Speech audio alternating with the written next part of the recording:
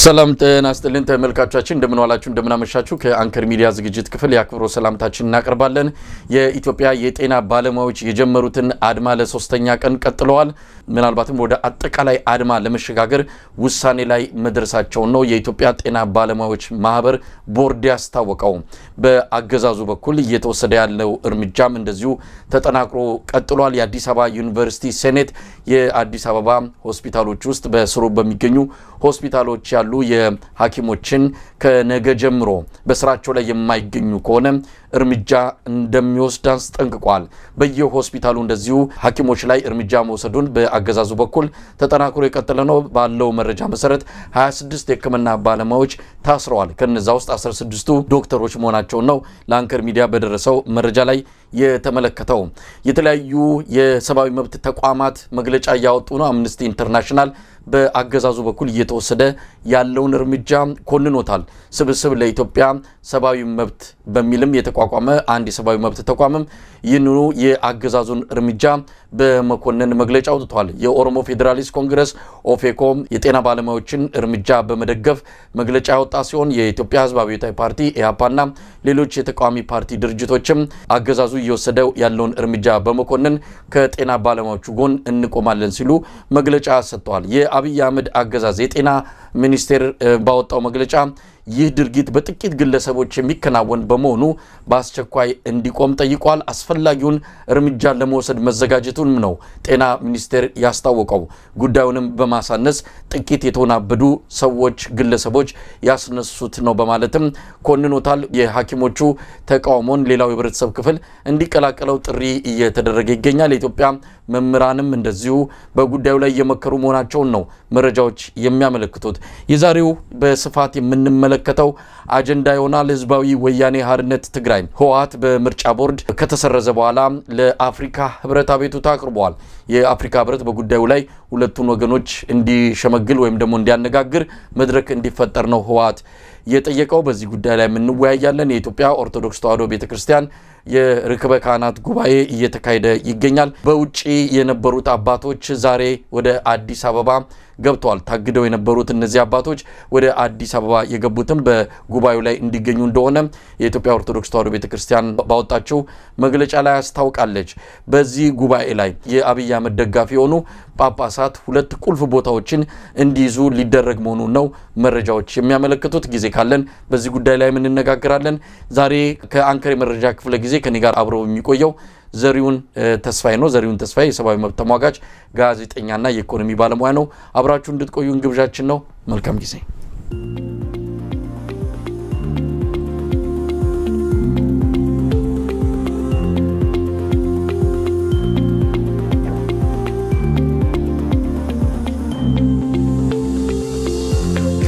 ጤና ይስጥልን ዘሪውን ጤና ይስጥልኝ መሳይ እንደምን መሃል ረጅም ጊዜ ምናልባት ተመልካቾችም የጠፋ የሚል ጥያቄ አንስተው ነበር እንኳን ለተመልካቾችም ለኔም ጠፍተ ነበር በስንት መከራን የተገኘው ለማንኛውም የጠፋበት የተለየ ምክንያት ካለ ልትነግረን ትችላለህ ብዙ ጉዳዮች ሆነዋል እንዳንተ አይነት በተለያዩ ጉዳዮች ላይ በቂ ዕውቀትና ልምድ ያለው ኢትዮጵያዊ በዚህ መድረኮች ላይ በማጣታችን ብዙ ነገሮችን የተጎዳን አድርገን ነው የምንወስደውና ለማንኛውም የተለየ ምክንያት ከሌለ ውይይታችንን እንቀጥላለን በጣም አመሰግናለሁ ያው አንተም ታጋሽ ነህ በተለያዩ ምክንያቶች በጣፋም በተደጋጋሚ በመደወልም በቴክስትም ሌሎች እንደዚሁም ደግሞ በአንተ ሚዲያም በሌሎች ያኩን በእውነቱ መተጣፋበት አይደለም አሁን ያለው የኢትዮጵያ ሁኔታ ከድጡ ወደ ማቶ እየሄድን ያለንበት መንግስት እየሰራቸው የፈጸማቸው ያሉ ኢሰብአዊ ድርጊቶች የሚያስቆጭ የሚያንገበግብ እንጂ ከሚዲያ የምንረቀበት ወይ ራሳችን የምንደበቅበት እንዳልሆነ ግልጽ ነው ግን ያው በአንዳንድ አጋጣሚዎች ወደ ራስ ቁዘማ የምትገባበት ሞመንት ይኖራል እሱ ካልሆነ በስተቀር በእውነቱ ነፍስህም ስጋህም የሚባክንላቸው ብዙ ጉዳዮች አሉ ብዙዎች ራሳቸውን የሚገብሩበት ፖለቲካ ያለበት ነው ብዙ ንጹሃን ዜጎች የሚታሰሩበት አገር ነው አምባገነን ከምን ጊዜውም በላይ ተንሰራፍቶ የሚገኝበት ሀገር ነው። ስለዚህ ሌት ተቀን ስለሱ ማውራት ማህበረሰቡን ደግሞ ማንቃት መቻል የሞራልም የተግባርም ግዴታ አለብኝ ብዬ አምናለሁ። መሳይ ዘሪሁን እንግዲህ በድጋሚ እንኳን ወደ አንከር ሚዲያ መጣላለው። ዛሬ ስንገናኝ ብዙ ክስተቶች ኢትዮጵያ ውስጥ እየሆኑ ነው። ምናልባትም ከኢትዮጵያ ታሪክ ውስጥ ከቅርብ ጊዜ ወዲህ እንዲህ አይነት ሰላማዊ እንቅስቃሴ እንደዚህ አይነት ህዝባዊ ንቅናቄ አይተናናቅም። በተለይ አብይ አህመድ ስልጣን ላይ ከወጣ በኋላ በህወሓት ጊዜ በተወሰነ ደረጃ ገርበብ ያለ በተወሰነ ደረጃ የሚቻል የሚመስል ተቃውሞ ሰልፍ ማድረግ የተቃውሞ ስብሰባዎችን የማድረግ የፖለቲካ ፓርቲዎች እንደ በጣም ጠባብም ቢሆን ምህዳሩ ተንቀሳቅሰው ደጋፊዎቻቸውን የማግኘት ነገር ነበረ። አብይ አህመድ ከመጣ በኋላ ግን ሁሉ ነገር ዝግ ነው የሆነው። ወደ ላይ ወደ ታች ወደ ጎን ወደ ግራ ወደ ቀኝ ማለት የለም። ምንም ትንፍሽ ማለት የለም። ሰልፍ የለ፣ ተቃውሞ ሐሳብ ማቅረብ የለም።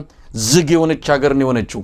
በዚህ ሁኔታ ውስጥ ነው እንግዲህ የኢትዮጵያ የጤና ባለሙያዎች ማህበር የኢትዮጵያ ጤና ባለሙያዎች በመላ ሀገሪቱ የሚገኘው ይህንን የዘር መስመር ሰብረው ይህንን ላለፉት 30-40 ዓመታት የመጣባቸውን በብሔር ምክንያት የመጣባቸውን ልዩነት ወደ ጎን አድርገው በአንድ ጉዳይ ላይ የጋራ አቋም ይዘው ወደ ተቃውሞ ጎራ መጥተዋል። ተቃውሞ በርግጥ ከሙያ ጋር የተገናኘ ከተለያዩ ክፍያዎችና የሙያ ክብር ጋር የተገናኘ ቢሆንም የብዙዎችን ልብ የነካ የብዙዎችንም ስሜት ያነሳሳ ህዝባዊ እንቢተኝነት ነው የጀመሩት። እንግዲህ ባለፉት 3 ቀናት የሥራ ማቆም አድማ በከፊል ሲያደርጉ ቆይቷል። ለዚህም በአገዛዙ በኩል የመጨፍለቅና የመደፍጠጥ የማሰር የማፈን የማዋከብ እርምጃዎች ነው እየተወሰዱ ያሉት። ጤና ሚኒስቴር ዛሬ ባወጣው መግለጫ ተጨማሪ እርምጃዎችን ለመውሰድ መዘጋጀቱንና ምንም አይነት እድል ሳይሰጥ ጥቂቶች ናቸው ያላቸው ላይ እርምጃ ለመውሰድ መዘጋጀቱን ነው ያስታወቀው። በጣም አስገራሚ ነገር ነው። ለማንኛውም ዘሪሁን እንዴት እየተከታተልከው ነው? ጉዳዩ ከፍ ወዳለ ቦታ እየመጣ ነው። የኢትዮጵያ የጤና ባለሙያዎች ማህበር ቦርድ መግለጫ አውጥቷል። በመግለጫውም ወደ አጠቃላይ የሥራ ማቆም አድማ ገብተናል ነው ውሳኔን ያስተላለፈው። ውሳኔው በተለይ በከፊል የነበረውን የሥራ ማቆም አድማ ሙሉ በሙሉ ወደ ማድረጉ ነው የገባለው። ለማንኛውም የጤና ሚኒስቴርን አንዳንድ መግለጫዎች አነሳለሁ። ግን እንዴት ስትከታተለው ነበረ? እንዳለመታደል ሆኖ ይሄኛው መንግስት ከደርግም ከወያኔም አሳድግ ከጡት አባቶቹ የወረሳቸው አንዳንድ የአፈና አገዛዝ ስልቶች ተሳክተውለታል። አለመታደል ነው ለሀገሪቷ። በዚህም ምክንያት ነው ቀደም ሲል የጠቀስከው ባለፉት 6 ዓመታት እንኳን እንደው የሚታይ ሰላማዊ ሰልፎች ወይም ደግሞ የተቃዋሚ ሰልፎች እንዳይታዩ የሆኑት በጣም ሲስተማቲክ ነው። ብዙ ማስፈራሪያዎች፣ ብዙ የደህንነት ሰንሰሎች የተዋቀሩበት በአጠቃላይ በመቶ ያህል በሚባል ደረጃ አፋኝ ስርዓት ነው አብይ የተዋጣለት። ዶክተሮቹ የሕክምና ባለሙያዎቹ በአጠቃላይ መኖር አለብን። ለመኖር ደግሞ ተገቢውን ክፍያ እንኳን ባይሆን ቢያንስ እንደው የቤት ኪራይ የምንከፍልበት ለታዊ ፍጆታችንን የምናውልበት ገንዘብ ያስፈልገናል ብለው የወጡት ይሄ በጣም ትልቅ ድፍረት የሚጠይቅ ነው። ምክንያቱም አብይ ባለፉት ዓመታት ቀደም እንዳልኩት እጅግ ተሳክቶለታል። ዜጎችን በእጅጉ አፍኗል። ትልቅ የሚባሉ ሰዎችን በገንዘብ አባብሎ ይዟል፣ በማስፈራራትም ይዟል። ይሄ እንግዲህ ተሳክቶለታል እንዳለመታደል። እንግዲህ በዚህ ወቅት ነው ዶክተሮቹ ያለን አማራጭ ወይ መሞት ወይም ደግሞ በነፃነት መራመድ ነው። ሁለት ምርጫዎች ናቸው፣ ወይ ነፃነት ወይ ሞት የሚል ነው። እንግዲህ ይሄንን ነው ሳምንቱን እየተከታተልን ያለው። ይሄ ብዙ የሚያስተምረን ነገር አለ። ምናልባት በኢትዮጵያ ታሪክ ውስጥ ትናንትና እናንተ ስትወያዩበት የነበረው ነው። ተቃውሞ የግድ ከኤሊትሱ ወይም ደግሞ ከፖለቲካ ኤሊትሱ የፖለቲካ መሪዎች የሚነሳ ብቻ መሆን የለበትም። እንደውም የኢትዮጵያ ታሪክ መለስ ብለህ ከቃኘ ከሰራተኛው ወይም ዝቅተኛ ደሞዝ ያገኝ ከነበረው እንደዚሁም ደግሞ የትራንስፖርት አገልግሎት ከሚሰጠው የተነሳ ነው። የኃይለ ሥላሴን ጊዜ መጠበቅ ማየት እንችላለን። ነዳጅ ላይ በተጨመረ ሳንቲም አማካኝነት ነው ምክንያት ነው ነገሮች እየተባባሱ ወደ ተማሪው ከዛም በኋላ ደግሞ ወደ ሚሊተሪው የሄደው። ስለዚህ እንደዚህ አይነት እንቅስቃሴዎች በተለይ ደግሞ እንደ ሕክምና ባለሙያዎች በአገሪቱ ላይ ከፍተኛ አገልግሎት በመስጠት የሰብአዊ በሚባል ደረጃ አንጀታቸውን አስረው ልጆቻቸውን እንኳን የተሻለ ትምህርት ቤት መውሰድ ሳይችሉ ይህን ሁሉ ታግሰው አገልግሎት ሲሰጡ ለዘመናት የቆዩ ናቸው። አገሪቷ መክፈል ከምትችለው በላይ አልጠየቁም፣ ወይም የሚገባቸውንም ክፍያም እኮ አልጠየቁም። ለመኖር የሚያስችል አሁን ካለው የዋጋ ግሽበት አኳያ፣ አሁን ካለው የኑሮ ውድነት አኳያ ቢያንስ እንደው የሚያቆየን በህይወት ለመኖር የሚያስችል ቢያንስ ከቤት ወደ መስሪያ ቤት የሚወስደን እና አገልግሎታችን ለቤት ተሳካ እንዲሆን ድጎማውን ከፍ አድርጉ ነው እንጂ ዳም ተገቢም ክፍያ ጥያቄም አይደለም።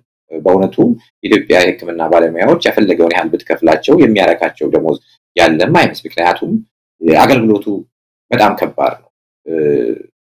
የሕክምና ባለሙያዎች ቁጥርና የታካሚው ቁጥር የሚመጣጠን አይደለም። ገና ብዙ የሚቀረን ነው። እንግዲህ ይሄ ባለበት ሁኔታ ነው የንቀት ምላሽ እንደዚሁም ደግሞ የሶሻል ሚዲያ ሰራዊት አላቸው እነሱ ሰራዊት ብለው የሚጠሩት የወንበዴ ስብስብ ስንት አገሪቷ ከፍላ ያስተማረቻቸው ስንት እድሜያቸውን በሕክምና ዕውቀት ላይ ያሳለፉ ዜጎችን እስከ ማንጓጠጥ እስከ መስደብ የደረሱት። እንግዲህ ሌላው የተመለከቱት ነገር ይሄው ተያይዞ መንግስት የፖለቲካ ኃይሎች የገቡበት የሚል ነው። ይሄ ነው እንግዲህ የንቀት ነገር። ወያኔም እንዲህ አይነት ነገር ሲጠቀምበት ነበር። የውጭ ኃይሎች የገቡበት ወይም ደግሞ የፖለቲካ ኃይሎች ዓላማቸውን ለማስፈጸም የሕክምና ባለሙያዎችን እየተጠቀሙ ነው የሚል አሉባልታ ነው። መጀመሪያ ደረጃ የፍራታቸው ጥግ የፖለቲካ ጥያቄ ማንሳት ስህተት አይደለም፣ መብት ነው። ኑሮ ውድነቱን ወይም ደግሞ እንዲህ አይነት የከፋ ከድጡ ወደ ማጡ የሆነ ኑሮ ውስጥ እንዲገባ ያደረገ የፖለቲካ ስርዓቱ ነው። የኢኮኖሚ ፖሊሲ የላቸውም። ከዚህ ይልቅ አብይ በየነጋና በጠባ በየመድረኩ የሚለፈልፋቸው እንቶፈንቶች ናቸው የኢኮኖሚ ፖሊሲ የምትላቸው።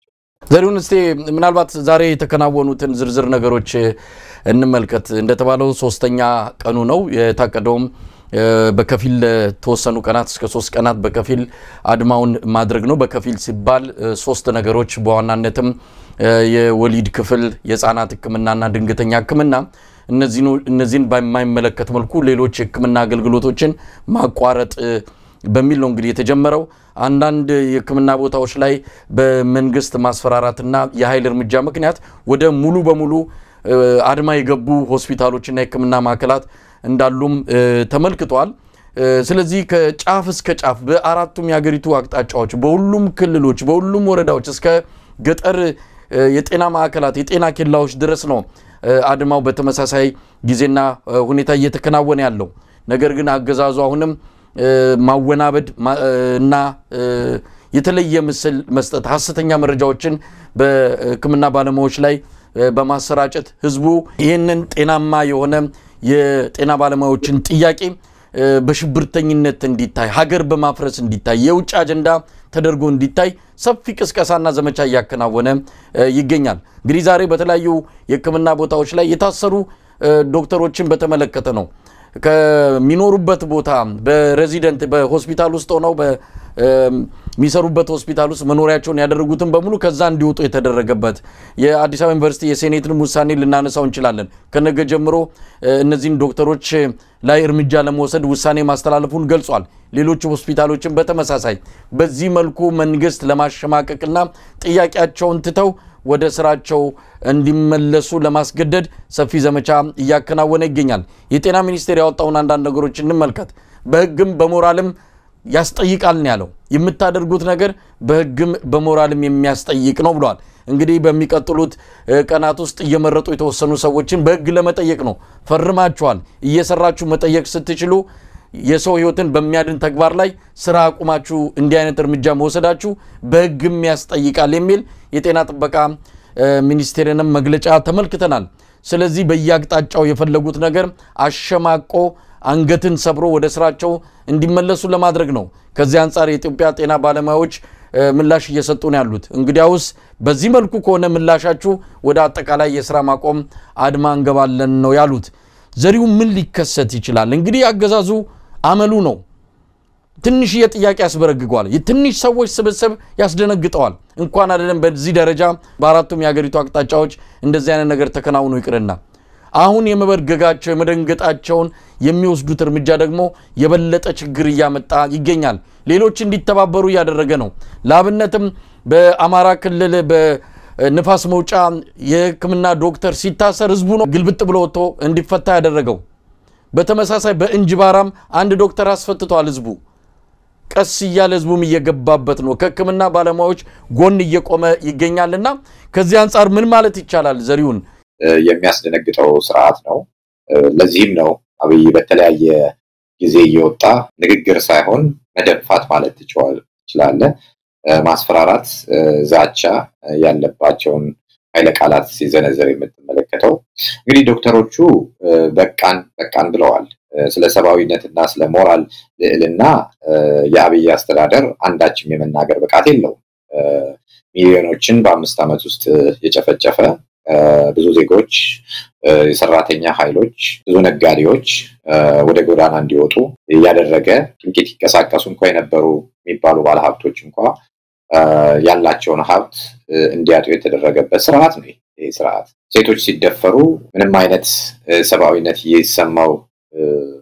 ያልሰማው መንግስት ነው ያለን እንግዲህ በጦርነቱ ምክንያት የሆነውን ተመልክተናል በዛ ውስጥ ምን ጠቅላይ ሚኒስትሩ ራሱ ሲናገር እንደነበረን ሰምተናል ስለዚህ ከሰባዊነትና ከሞራል አቋያ ዶክተሮቹን ሊፈትንበት የሄደው መንገድ በፍጹም የማያስኬድ ነው ዶክተሮቹም ሆኖ ተማሪዎች ቢወጡ ፍርሃቱ ግልጽ ነው ማስፈራራቱ ግልጽ ነው ነገር ግን ደግሞ ዜጎች ተነክተዋል የሕክምና ባለሙያዎች ያደረጉት ያለው ተግባር ሰባዊ እንደሞ ሞራላዊ ድጋፍ የሚያስፈልገው እንደሆነም ነው እዚህ ነው ቀደም ሲል የተከስከው በአማራ ክልል እንጅባራ እንደዚሁም በሌሎች አካባቢዎች ሶሻል ሚዲያውንም ከተመለከተ ዜጎች ከሕክምና ባለሙያዎች ጎን መቆማቸውን ያረጋገጡት እንግዲህ ይሄ ወዴት ይሄዳል የሚለው መሰረታዊ ጥያቄ እንግዲህ ከዚህ በፊት እንደተመለከተነው እንቅስቃሴዎች በተለያየ መልኩ ነው የሚነሱት አይዘር በተማሪዎች ሊነሱ ይችላሉ ወይም ደግሞ በፖለቲካ ኤሊትስ ሊነሱ ይችላሉ ወይም ደግሞ በሰራተኛው ኃይል ሊነሱ ይችላሉ አሁን ምናልባት ለየት የሚለው ደግሞ በአገሪቷ ውስጥ እጅግ ተምረዋል የሚባሉ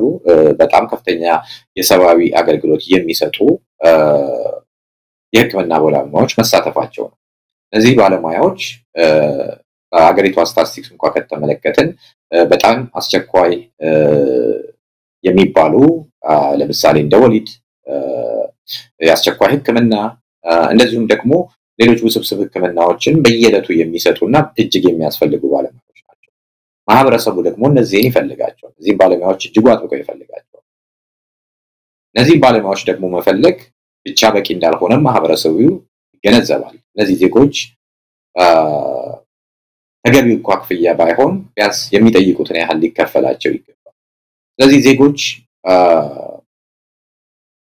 ምናልባትም የሕክምና ባለሙያዎችን ተከትሎ ወደ ሌላ የፖለቲካ እንቅስቃሴ መግባቱም አይቀርም በርግጥ ፖለቲካው ኦሬዲ ሂደት ላይ ያለ ነው ዜጎች በተቃውሞ ውስጥ ያሉ ናቸው ነገር ግን እስከዛሬ ተችሎ የማይታወቀው በተለይ ባለፉት 4 እና 5 ዓመታት እንደምታውቀው መንግስትን ተቃውሞ አደባባይ መውጣት በጣም አስቸጋሪ የሆነበት ነው ምክንያቱም ሴት የለበሰችው ቀሚስ ቀለም የሚታይበት ወንድ የለበሰው ስካርፍ ቀለም የሚታይበትና ወታደሮች በግድ የሚያስወልቁበት ሀገርም ነው እንኳን ሰላማዊ ሰልፍ ሃይማኖታዊ ስርዓት እንኳን ለማካሄድ በፍርሃት የሚደረግበት ሀገር ከሆነ ቆይቷል ስለዚህ እንግዲህ ዜጎች ይሄ አንዱ መንገድም ሊሆንላቸው ይችላል በተለይ ከተማ ውስጥ ያሉ በኑሮ መጎሳቆል መከራቸውን የሚያዩ ዜጎች በአፈናው ምክንያት ድምጻቸው እንዲሰማ ያልሆኑ ዜጎች ይሄንን መድረክ እንደ አጋጣሚ ሊጠቀሙት ይችላሉ ይሄን መጠቀማቸውም ደግሞ አግባብም ነው ሞራላዊ ድጋፍም ያለው ነው ስለዚህ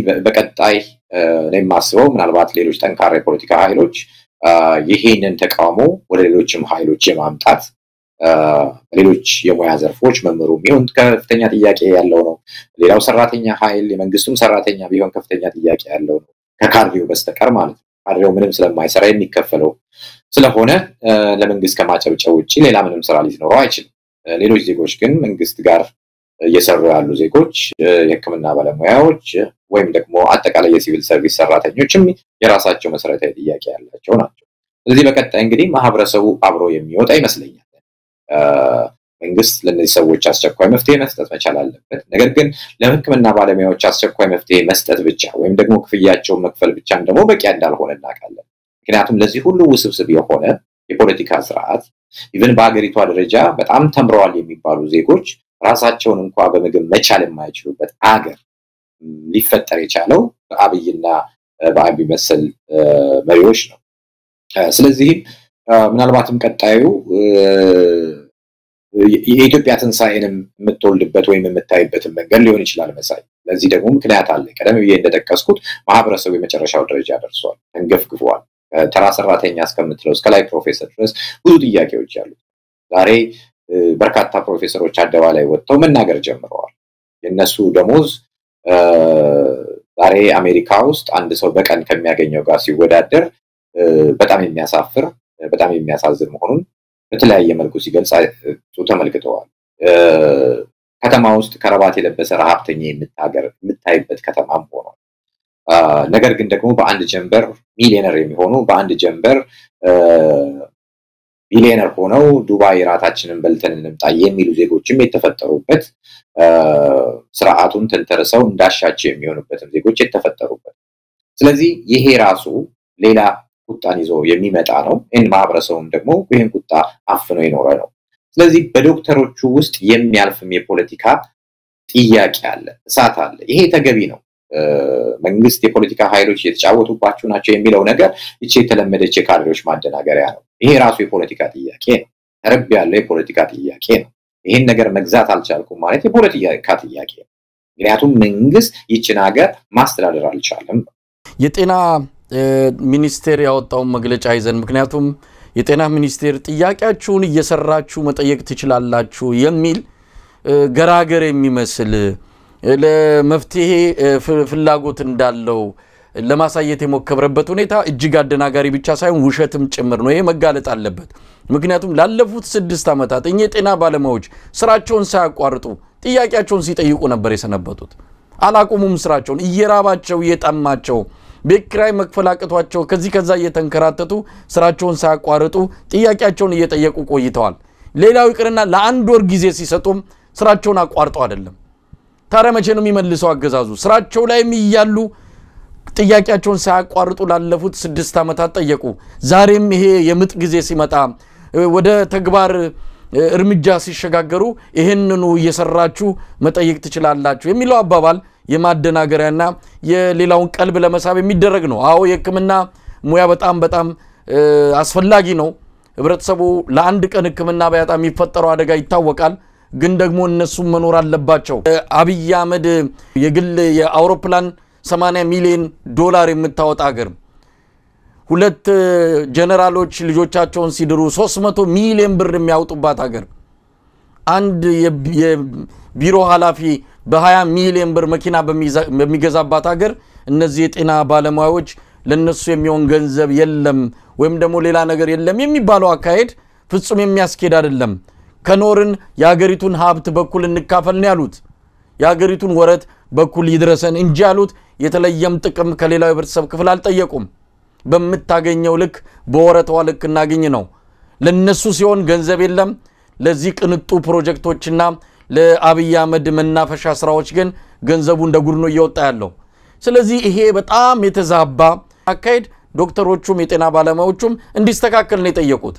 ሌላው የጤና ምክትል ሚኒስትሩ የጻፈውንም እንመልከት። አንዳንዴ እዛ ሚኒስትር ስትሆን ግድ የለም የእንጀራ ጉዳይ ሊሆን ይችላል።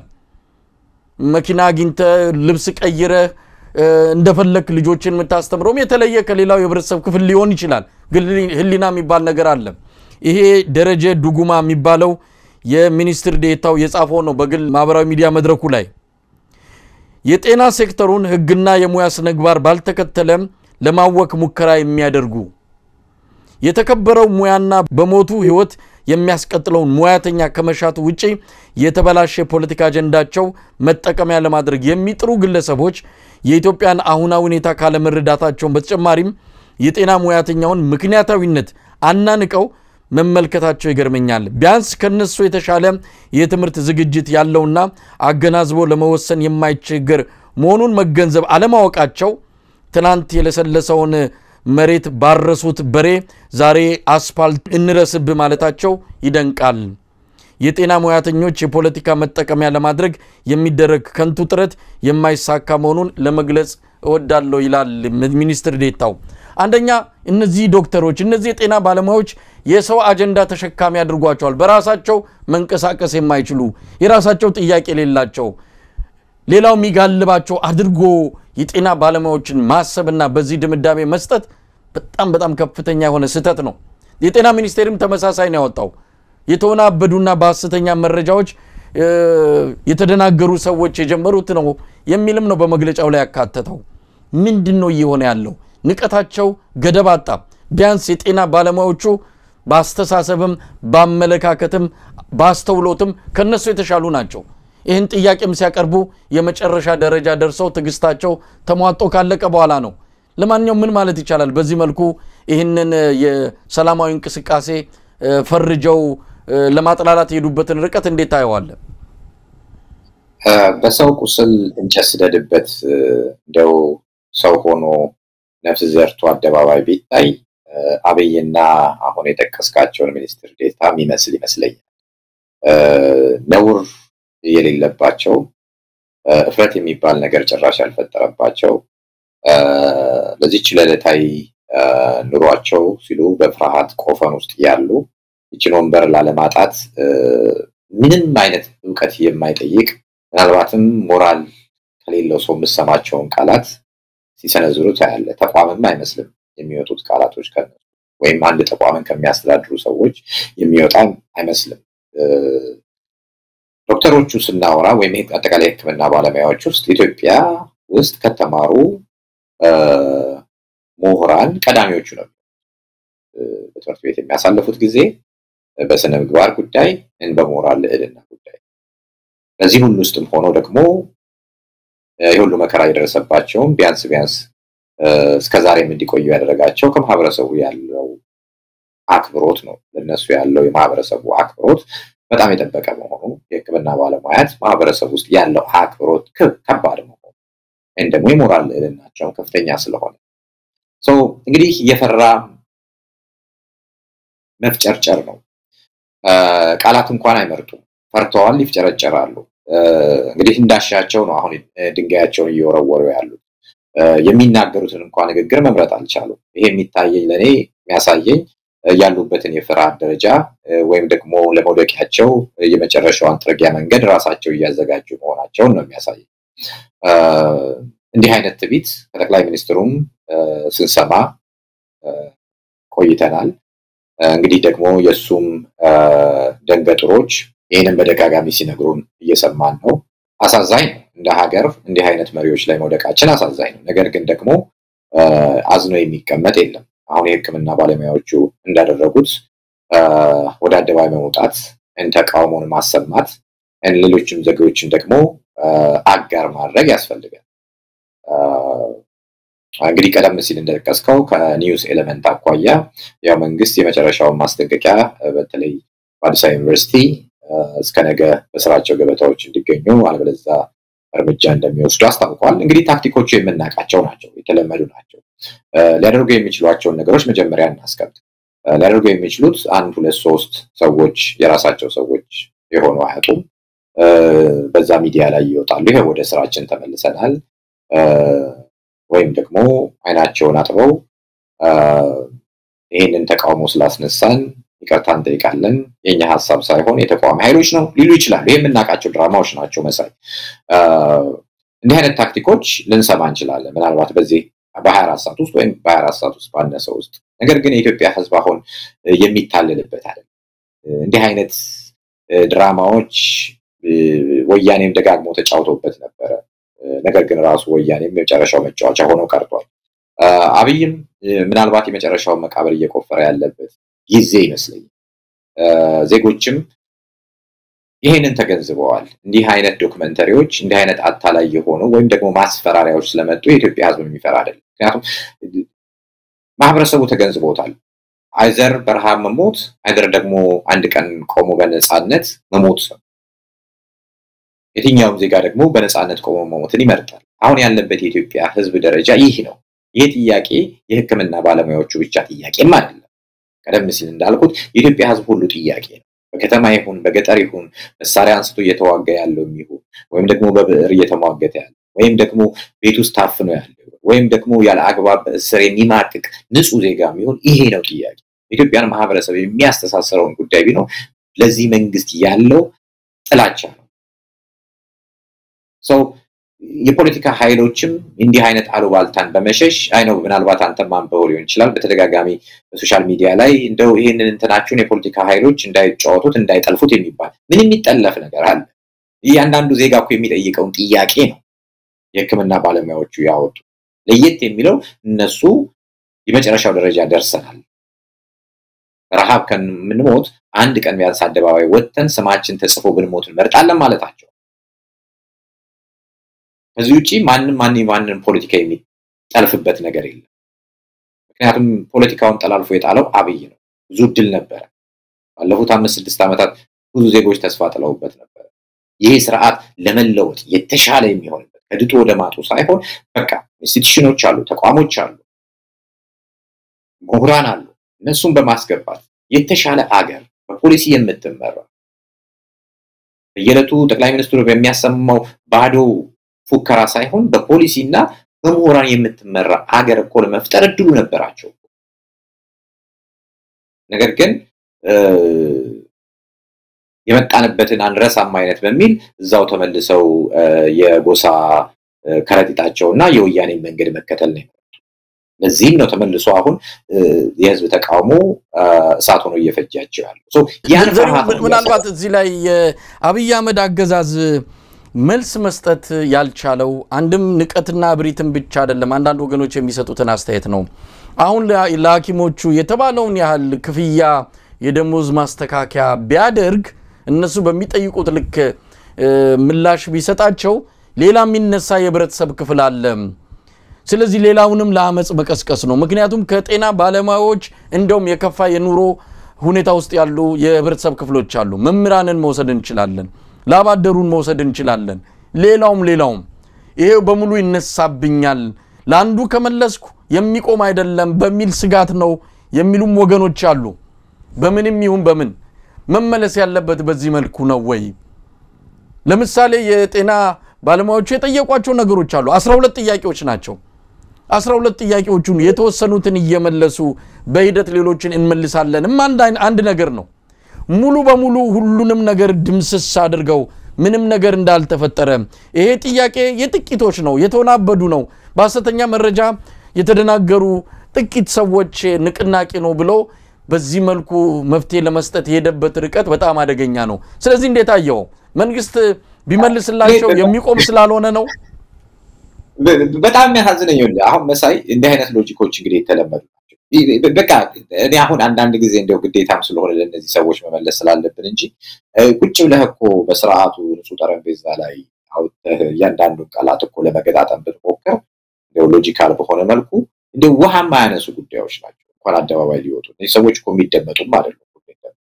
አሁን ይሄ ተራ ማንም መንገደኛ ምናልባት ቢለው እንዲህ አይነት ምላሽ ኦኬ የሱ ጉዳይ አይደለም ይልትላል። ይሄ እኮ መንግስት ነው። እነሱ ያሉት ይሄንን ብንመልስላቸው ሌላው ደግሞ ጥያቄ ይመጣብናል። that means በራሳቸው ላይ እኮ ነው ባብዬ ተመጣ that means ሌላም ችግር አለ ማለት ነው። ስለዚህ ማመናቸው ነው። ሎጂካቸው እንኳን በጣም ዊክ እና ደካማ መሆኑን የምታየው ማለት ነው። በፖሊሲ የሚመራ ለዚህ እኮ ነው አገር በፖሊሲና በጥናት መመራት አለበት የምንለው። ኢቭን መምህር ማነው የሕክምና ባለሙያው ተጨምሮ ስለተጨመረለት መምህሩ ይነቃል ወደሚል ፍራቻ ውስጥ ወይም ሎጂክ ውስጥ ከመግባት ይልቅ አጠቃላይ የኢትዮጵያ የክፍያ ስርዓት ወይም የመንግስት ክፍያ ስርዓት ምን ይመስላል? የኑሮ ውድነት ውስጥ ባለፉት 5 ዓመታት እንኳን ወዴት እየሄደ ነው? እየገሰገሰ ነው እኮ ብሎ እኮ ጥናትን እኮ በፔፐር ማየት እኮ ነው እንጂ የዚህኛውን ራብ ለማስታገስ ሞክር ሌላኛው ረሃብተኛ ከሚነሳብኝ ይሄኛው ረሃብተኛ ቢሞት ይሻላል የሚል ሎጂክ እኮ ነው እነሱ አራብ ጠርጠረ ካየው።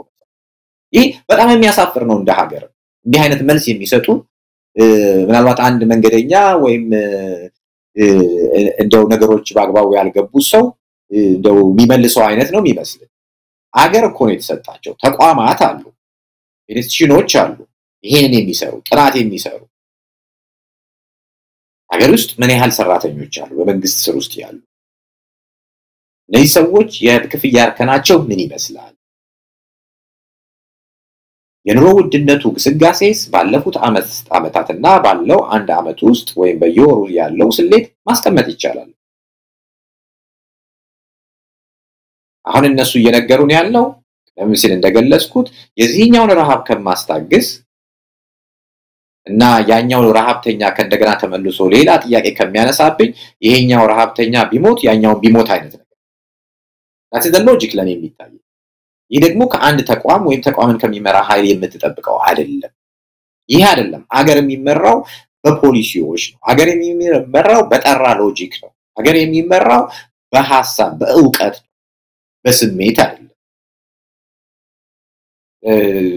እሱም ጠቅላይ ሚኒስትሩን ባለፈውም ሲናገር ሰምቻለሁ አይ ቲንክ የሆነች ቁራሽ ከሆነ አመታት በፊት በጣም አሳዛኝ ነው እንዲህ አይነት መሪ ስላለንኛ እኛም ለእንዲህ አይነት ነገር መልስ ለመስጠት ስንገደድ ዞሮ ያው መኪና ምናልባት አንተ ታስታውሳለህ መኪና ገዝታችሁ ያው በር ላይ ለማስቀመጥ አይነት ማለት አንዳንዴ ሆነስትሊ የሚያደምጡ ሰዎች ትልልቅ ሰዎች አሉ አሚን እነሱም ማስከፋት ይመስለኛል ራሱ ይሄን መልሼ ሳመጣ ምክንያቱም ከምን አይነት ሰው ጋር ይቺ ሀገር ውል እንደገባች ራሱ ያስደነግጣል ሰው እነዚህ ሰዎች እኮ ሌላውን ማሸነፍ የሚችሉት በእውቀት ነው ማሸነፍ የሚችሉት በፖሊሲ ስራዎች ነው በኃይለ ቃል አይደለም ሰውየው በኃይለ ቃል ውስጥ ያለ ነው ትቢተኛ ነው እንዳለመታደል ሀገሪቷ በአንድ ዱርዬ እጅ ወደቀች ምናልባት ለሱ ደለኝነት ለኛ ያለመታደል ሶ ያንን ባዶነቱን ያና ለዋቂነቱን መደበቂያ መንገዶቹ ቁጣ ነው ምናልባት ብቸኛው ያነበበው መጽሐፍም ማኪያቬሊ ነው እሱን ነው ደግሞ የተረጎመው ምናልባት ታስታውሳለህ ያ ማኪያቬሊ መንገዶች ብቻ ነው የሚያውቀው በቃ ከውቀት የጸዳ ነው ሌሎች ኢኮኖሚ ፖሊሲዎች ወይ የፖለቲካ ውይይቶች ወይም ሐሳቦች ጽንሰ ሐሳቦች ሚነኩት ሰው አይደለም ሶ ቅድም ያነሳው ሎጂክ ለዚህ ነው ቤት የማይ ምንድነው ሚዛን የማይደፋው ምክንያቱም ኦኬ ለነሱ ከጨመርኩኝ ለመምራሮቹ ወይም ደግሞ ሌላ መንግስት መሰራተኛ ይነሳብኛል ማለት እኮ they know that ያሁን እየተከፈለ ያለው ለሁሉም ዜጎች በቂ እንዳልሆነ ያውቃሉ ሶ ይሄን ካወቁ እኮ ጥናት ማድረግ ነው አንድ በሌላ አባባል ደግሞ ፍርሃት ውስጥ ናቸው ማለት ነው በራሳቸው ሎጂክ ከፈሩ ደግሞ ለባለሙያዎችን ሀገር መልቀቅ ነው ለዋቂዎች መልቀቅ በቃ ባዋጅ ያልቻልን ብሎ አደባባይ መናገር እኮ ምናልባት ኢትዮጵያ ህዝብ ይቅርታም ሊላቸው ይችላል አይ ዶንት ሱን ጊዜ የሚያየው ሊሆን ይችላል ነገር ግን አልቻልንም ነው የሚታየው በዚህ ሎጂክ ውስጥ ላይ ማለት ዘሪውን አልቻልንም የሚለው ነገር ስልጣን ላይ ከወጣበት ጊዜ ጀምሮ በደንብ ቃሉን ባይጠራውም በደንብ የሚንጸባረቅ ነገር ነው በሀገሪቱን ሰላምና መረጋጋት ህግና ስርዓት እንዲከበር ማድረግ አቅቶት ይወላለፉ 7 አመታት ሀገሪቱ በከፍተኛ ደረጃ ሰላሟ ተናግቶ ያለችበት ኢኮኖሚያ ተናግቶ ሁሉ ነገር ወደ ኋላ የሄደበት ከዋት ዘመን መለኪያ ጋር ስናነጻጽረው ኢትዮጵያ ምን ያህል ወደ ኋላ ብዙ እርምጃዎችን እንደሄደች የምናረጋግጥ ነው ስለዚህ አንችልም የለም አብይ አህመድ ሁሉ ነገር ይችላል የሱ ዓለም ሌላ ነው ሰሞኑንም በአንድ ሚዲያ ላይ ወጥቶ የተናገረውንም ሰምታል ከ5 እስከ 10 አመት በኋላ ኢትዮጵያውያን በየቤታቸው ሮቦት ይኖራል ብሎ የተከሰበት በሮቦት ሁሉ ነገር ይደረጋል ነው ሰው ኑሮ ቸግሮት ሁሉ ነገር አጥቶ ራሱ ሰው ሮቦት ሆኗል እሱ በየቤቱ ሮቦት ይገባል መድኃኒት ምንም ያቀርበው ሮቦት ይሆናል አለ የሱ ዓለም ሌላ ነው ከሱ ራሱ ምላሽ መጠበቅም በራሱ ኢትዮጵያ ህዝብ የሚገባው አይመስለኝም ይሄን ሰውዬ ከማሰናበት በስተቀር ለማንኛውም ዘሪውን ሌላው የህብረተሰብ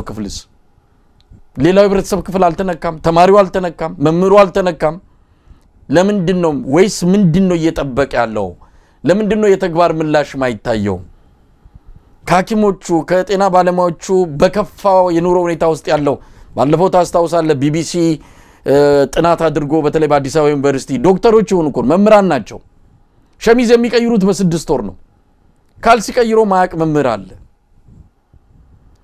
ቀን ኢንስትራክተር ነው ማታ ራይድ ሹፌር ነው ገንዘብ ስለማይበቃው እንደውም ራይድ ሹፌር መኪና ካገኙም ነው ያላገኘ ጉልበት ስራ ይሰራል ይሄ እንዲ አይነት የኑሮ ሁኔታ ውስጥ ያለ ቤተሰቦቼ መጠየቅ አልችልም ሚስት አግብቼ ልጆቼና ሚስቴን ገጠር ሰደርኳቸው ምክንያቱም እንዴት ከተማ ላኑራቸው የሚል የዩኒቨርሲቲ መምሪያ ያለበት አገር እኮ ነው እና እነሱ ተመችቷቸው ነው ተማሪው ተመችቶት ነው ነጋዴው ተመችቶት ነው የጤና ባለሙያዎች በዚህ ደረጃ ይሄንን አይነት ንቅናቄ ሲያደርጉ ከጎናቸው ሚነሳ ያስፈልጋል መቼ ሊነሳ ነው ታዲያ ይሄ አመጽ አይደለም ህዝባዊ ንቅናቄ ነው እንዲ ማለት አለበት አይደለም በሌላ በተለያዩ መንገዶች ህዝባዊ እንቢተኝነት የሚፈቅዳቸው በሙሉ ተጠቅሞ ይሄንን አገዛዝ እንቢ ማለት አለበት ከዚህ አንፃር እንደው ያለው ሁኔታ እስቲ እንዴት ተመለከተዋል thank you መሳይ አሜን ይሄ መሰረታዊ ጥያቄ ነው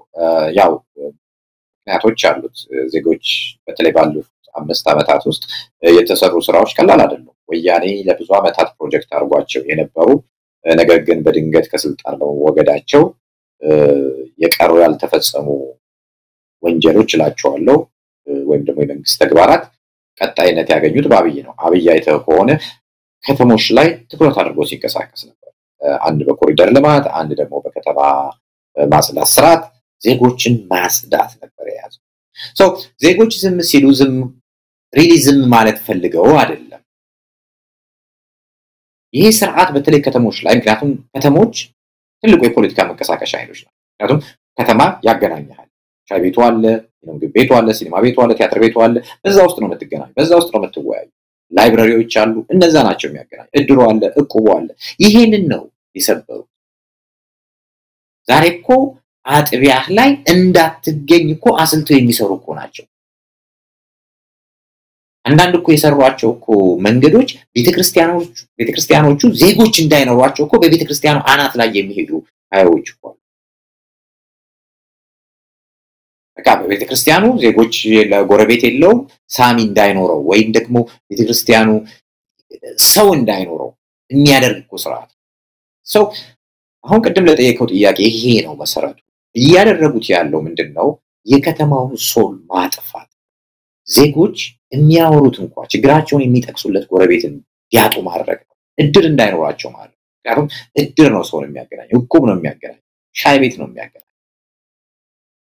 ከተማ ያለ ሰው ነፍስ አልባ ነው ምትጠቅስለት ነገር የለው that's why ጎዳናዎቹ አይደር ጎብኚዎች ወይም ዲያስፖራ መጥቶ ነው የሚራመድባቸው ዜጎችም ማረቀው እንዲበተኑ ተደርጓል ወይም አንዳንዶቹም ወደ ላይ ከተሞች ተሰደዋል በዚህ ሁኔታ ውስጥ ነው እንግዲህ ዜጎች በተለያየ ጊዜ አሜን ተቾች የሚጠይቁት ሌላው ዜጋ የት ሄዶ ነው ሌላው ዜጋው ይሄው ዝም እንዲሰኝ ሆኖ ይሄ ማለት ግን ዜጋው ሁሌ ዝም ብሎ ይቆያል ማለት አይደለም እነዚህ ዶክተሮችም እኮ የዚህ ስርዓት ሰለባዎች ናቸው በደሞዙም ብቻም ሳይሆን በመበተኑ ቁባቸውን ድራቸውን ከሚያጡትም እኮ እነሱ አንዱ ናቸው ስለዚህ ይሄው መሰባሰብ የሚችሉ ወገኖች ደግሞ ድምጽ አለን የሚሉ ደግሞ መጥተዋል ይሄ አንዱ ማሳያ ነው ኢትዮጵያ ሪቮሉሽን አብዮት እኮ ሲነሳኮ በአንድ ጊዜ ሁሉም አይደለም የተነሳው አይደል እንዴ ስርዓት አለ መጀመሪያው ተቃውሞ ያስነሳል እንዳጅ የተጨመረበትና ተማሪው ከዛ በኋላ ያለ ወደ ሰራተኛው ኃይል ከዛ በኋላ ወደ ሚሊተሪው ስለዚህ ይሄ አንዱ መንገድ ነው ማሳያ ነው ዜጎች ቢታፈኑም ቢታሰሩም ምንም ቢሉ ደግሞ መውጫ ቀዳዳ አለ ምናልባትም የዶክተሮች የህክምና ባለሙያዎች መውጣት አንዱ ማሳያ ጭላንጭል ኦኬ ለካኛን የሚመስሉ ሰዎች አሉ ለካ ቢታፈኑ በዛች ጭላንጭል ውስጥ ወጥተው ድምጻችን የሚያሰሙ አሉ ስለዚህ የህክምና ባለሙያዎቹ ድምጽ የራሳቸው ብቻ ድምጽ አይደለም የሌላውም ድምጽ ነው ዛሬ በማዳበሪያ እዳ ብዛት መከራውን ለሚያየው ገበሬ በጦርነት ብዛት መከራውን ለሚያየው ዜጋ ከተማ ውስጥ ሆኖ ከረባት ለብሶ ለሚራበው ዜጋ ሁሉ ድምጽ ነው ለዚህም ነው ዜጎችም ይሄንን ቀዳዳ ለመጠቀም ዝግጁ ይሆናሉ የሚል እምነት ያለኝ ላነሳው ጥያቄ ያለው ስርዓት ይሄንን ፈጥሮታል ክፍተት እንዲፈጠር አድርጓል ዜጎች ተራርቀው እንዳይተማሙ እንዳይገናኙ እንደ ባቢሎን የተለያየ ቋንቋ እንዲናገሩ መርዛማ የሆኑ ሃይማኖታዊ ትኩረቶች ያደረጉ መከፋፈሎችን ማምጣት መደጋገም በቋንቋ ላይ የተመሰረቱ ጥላቻዎች እንዲበረከቱ ማድረግ አንዶቹ ከቤተ መንግስት የሚወጡ ድምጾች ናቸው እነዚህ ጥላቻዎች ከየትም ማለት ማህበረሰቡ አይደል ሶ እነዚህ ነገሮች ኦፍ ኮርስ ጉዞውን በትንሹም ቢሆን አዘግይተው ሊሆን ይችላል ግን ዛሬ ግን ይሄው ቀኑ ደርሷል የሕክምና ባለሙያዎች በቃ ከመሞት ተርቦ ከመሞት ይልቅ በነፃነት አንድ ቀን ቆሞ መሞት ይሻላል የሚለው ይሄ ድምጽ ደግሞ የሌሎችም ዜጎች ነው የከሌ ሳትለው ኢቭን በመንግስት ስርዓት ውስጥ እንኳን ያገለገሉ ካድሬ ሆነው እንኳን ነፃነታቸው ለሚሹ ራሱ ይሄ ድምጽ ነው የሕክምና ባለሙያ አይ ኖ ዳት ካድሬዎች ተመልሰው እነዚህ ዶክተሮች እንዲሳደቡ እንደሚሆኑ እናውቃለን ነገር ግን ደግሞ የነፃነት ጥያቄ ይሄንን መሳይ ሰው ራሱ ነፃንን እስከማውጣት የሚደርስ መሆን አለበት ያምናል ዘሪውን አሁን ያው የኢትዮጵያ ጤና ባለሙያዎች ንቅናቄ አሁን ያልካቸውን በሙሉ ሰብሮ የወጣ ነው ይሄ ባለፉት 30 እና 40 አመታት የተተከለውን ግንብ የልዩነት ግንብ በቋንቋም ይሁን በዘር በሃይማኖት የተተከለውን ግንብ ደርምሶ በአንድ ጉዳይ ላይ ኢትዮጵያውያን መሰባሰብና የጋራ ድምጽ ማውጣት እንደሚችሉ ማሰማት እንደሚችሉ ያስመሰከረ ነውና ለከፋፋዮች ለገዢዎች በጣም ያስደነገጣቸው ነው አንድ ኢትዮጵያውያን ተከፋፍሏል የጋራ አጀንዳ የላቸውም ሲሉ ከርመው ዛሬ በጋራ አጀንዳ ከትግራይ እስከ ደቡብ ኢትዮጵያ በኦሮሚያ አማራ ሁሉም በአንድነት አንድ አይነት ድምጽ ማውጣቱ አስደንግጧቸዋል ከምንም በላይ ከንቅናቄው በላይ ለካ ኢትዮጵያዊነት አልተሰበረም ብለን ተስፋ ለምናደርግና ለነሱ ደግሞ ኢትዮጵያዊነትን ሰብረናል እኛ አዲስ ያመጣነው ነገር ነው ከዚህ በኋላ ግዢ ሆኖ የሚቀጥለው ያሉትን ቅስማቸውን የሰበረ እንቅስቃሴ መሆኑ እንደ አንድ ድል የሚቆጠረው ግን እነዛ መቼ ነው የሚነሱት ምናልባት አሁን ወደ ቀጣዩ ጥያቄም ሊሄድ ነው ምን ሊያደርግ ይችላል ሌሎች እንዳይነሱ እነዚህም ቶሎ ተሰባብረው ከአድማቸው እንዲቆሙ ለማድረግ የሚቻለው ሁሉ እንዲደረግ አብይ አህመድ አዟል ከስራ ማፈናቀል ለይቶ ማሰር ለይቶ መደብደብ እስከ መግደል ድረስ እነሱ ይሄንን አውቀውታል ዛሬ የኢትዮጵያ ጤና ባለሙያዎች ማህበር ቦርድ ወደ አጠቃላይ አድማ ገብተናል ብሎ ውሳኔ ያስተላልፈዋል የሚሰበር ትግል አይደለም ብለዋል ቀድመው የገመቱት በመሆኑ በቀላሉ የሚሰበሩ አይደለም ግን ምን ሊደረግ ይችላል በቀጣይ ምን እናያለን እንደምንሰማው ከሆነ የሁለተኛ የሶስተኛ አመት የሕክምና ተማሪዎችን ጭምር ገና ምኑንም ማያውቁትን ወደ ሆስፒታል አምጥቶ ሕክምና በጎደለው እንዲሞሉ ሊያደርግ ተዘጋጅቷል ቅጥር እያወጣ ነው ከተም እነዚህ ያሉት የሕክምና ባለሙያዎች በጣም ወስናቸው ዶክተሮቹ ያላስተማሩን ማን አምጥቶ እንዲያክም እንደሚደረግ ይሄ ኃላፊነት የጎደለው በጣም እጅግ አረመናዊ ተግባር ሊፈጽምም ተዘጋጅቷል ግን ምን ሊደረግ ይችላል እንዴትስ መሆን አለበት ብለህ ታስባለህ በጣም ጥሩ አቤት አሁን ያስቀመጥካቸው ኮመላምቶች እኮ ግልጽ ናቸው አይተናቸዋል ሳይ ምንም የፖለቲካ ዕውቀት የሌለው ለሆዶ ያደረ ዲያቆን ዳንኤልን እኮ የፖለቲካ ማህበራዊ ጉዳይ አማካሪ አርጎ ቢሮ ያስቀመጠ ሰው ነው because ለሱ ስለሚንበረከክለት ለሱ መኖር ይችላል ብሎ ስለሚያስብ ከፍተኛ ወንጀል ያልነበረባቸው ወዴድም ይሆኑ የኢህአዴግ ማነው የወያኔ አባላትን መልሶ እኮ ስልጣን በመስጠት ሀገሪቷ ላይ እንዳፈልገው እንዲፈነጩ ሲያደርግ የነበረ ሰው ሰውየው የሚያሳይህ ይሄ ሀገርን መጠበቅ ወይም ደግሞ የከፍተኛ የሞራል ልዕልናን መጠበቅ ምኑም ያልሆነ ወይም ደግሞ የገባውም አይደለም ሰው ተራድሮዬ ሰው ነው በጣም ያሳዝናል የሀገሪቷን ጠቅላይ ሚኒስትር እንዲብለህ መናገር ግን እውነታው ስለሆነ ነው ሰው ሊያደርጉት የሚችሉት አንተ ቀደም ያስቀመጥከው መላምት ነው ከዚህ በፊት የሚያደርጓቸው ነገሮች አሉ አሁን ቀደም የጠቀስኩልህ ጨምሮ ማለት ምናልባትም ገና አንድ አመትም ሁለት አመት በሕክምና ትምህርት ክፍል የሚማሩ ልጆችን መታቸው ስሩ ሊል ይችላል እሱ በወሊድ መከራዋን ለምታይ እናት ጦርነት ለምትጎሳቆል እናት ግድ የሚለው አይደለም በከተማ ውስጥ በተለያዩ በሽቶች ለሚጠቃው ዜጋ ግድ የሚሰጠው ሰው አይደለም ስለዚህ አንዱ ከሚያደርጋቸው እንደ መላምት ያስቀመጥከው ይሄ ተማሪዎች ሶስተኛም ይሁን የአራተኛ አመት ተማሪዎች መጥተው ቦታውን እንዲሉ ያደርጋል አይገርመኝም ምክንያቱም አብይ ይሄ ነው አብይ በእውቀት የዳበረ ወይም ደግሞ የሞራል ልዕልና ያለው ሰው አይደለም አገሪቷንም የሚያት just እንዳፈለገው የሚጫወትባት ሜዳው አርጎ ነው የሚያስባት ስለዚህ እንዳሻው ይናገራል እንዳሻው ነገሮችን ይፈጽማል እሺ ብለው የሚቀበሉት ደንገጥሮች አጠገቡ ሰብስበዋል ይሄን ያደርግ ይችላል ሌላው እንግዲህ የሚያደርገው የተለመዱ የወያኔም ሲጠቀምባቸው የነበሩ ታክቲኮችን ነው ቀደም ብዬ የጠቀስኩት አንድ ከማከላቸው እንግዲህ በገንዘብን በምን የሚገዙ ሰዎች ወይም የራሳቸው ካድሬዎች የሆኑ እና ባለሙያዎች አይጠፉ እነሱን አደባባይ በማውጣት የተቃዋሚዎቹን ወይም ትክክለኛ ጥያቄ ያነሱ ዜጎችን ማሳጣት ነው ጥላሸት መቀባት ነው ትግላቸውን ለማዋረድ መሞከር ይሄንን አድርገውታል አሁንም ነገም የሚያደርጉት ይሄን ነው ብዬ አስባለሁ ሌላው ደግሞ ማሰር ነው ይሄንን አድርገውታል ያደረጉትም ነው በተለያየ ቦታዎች ሞክረውታል ዜጎችን በተለይ ደግሞ ይሄን ተቃውሞ ያስነሱ የሕክምና ባለሙያዎችን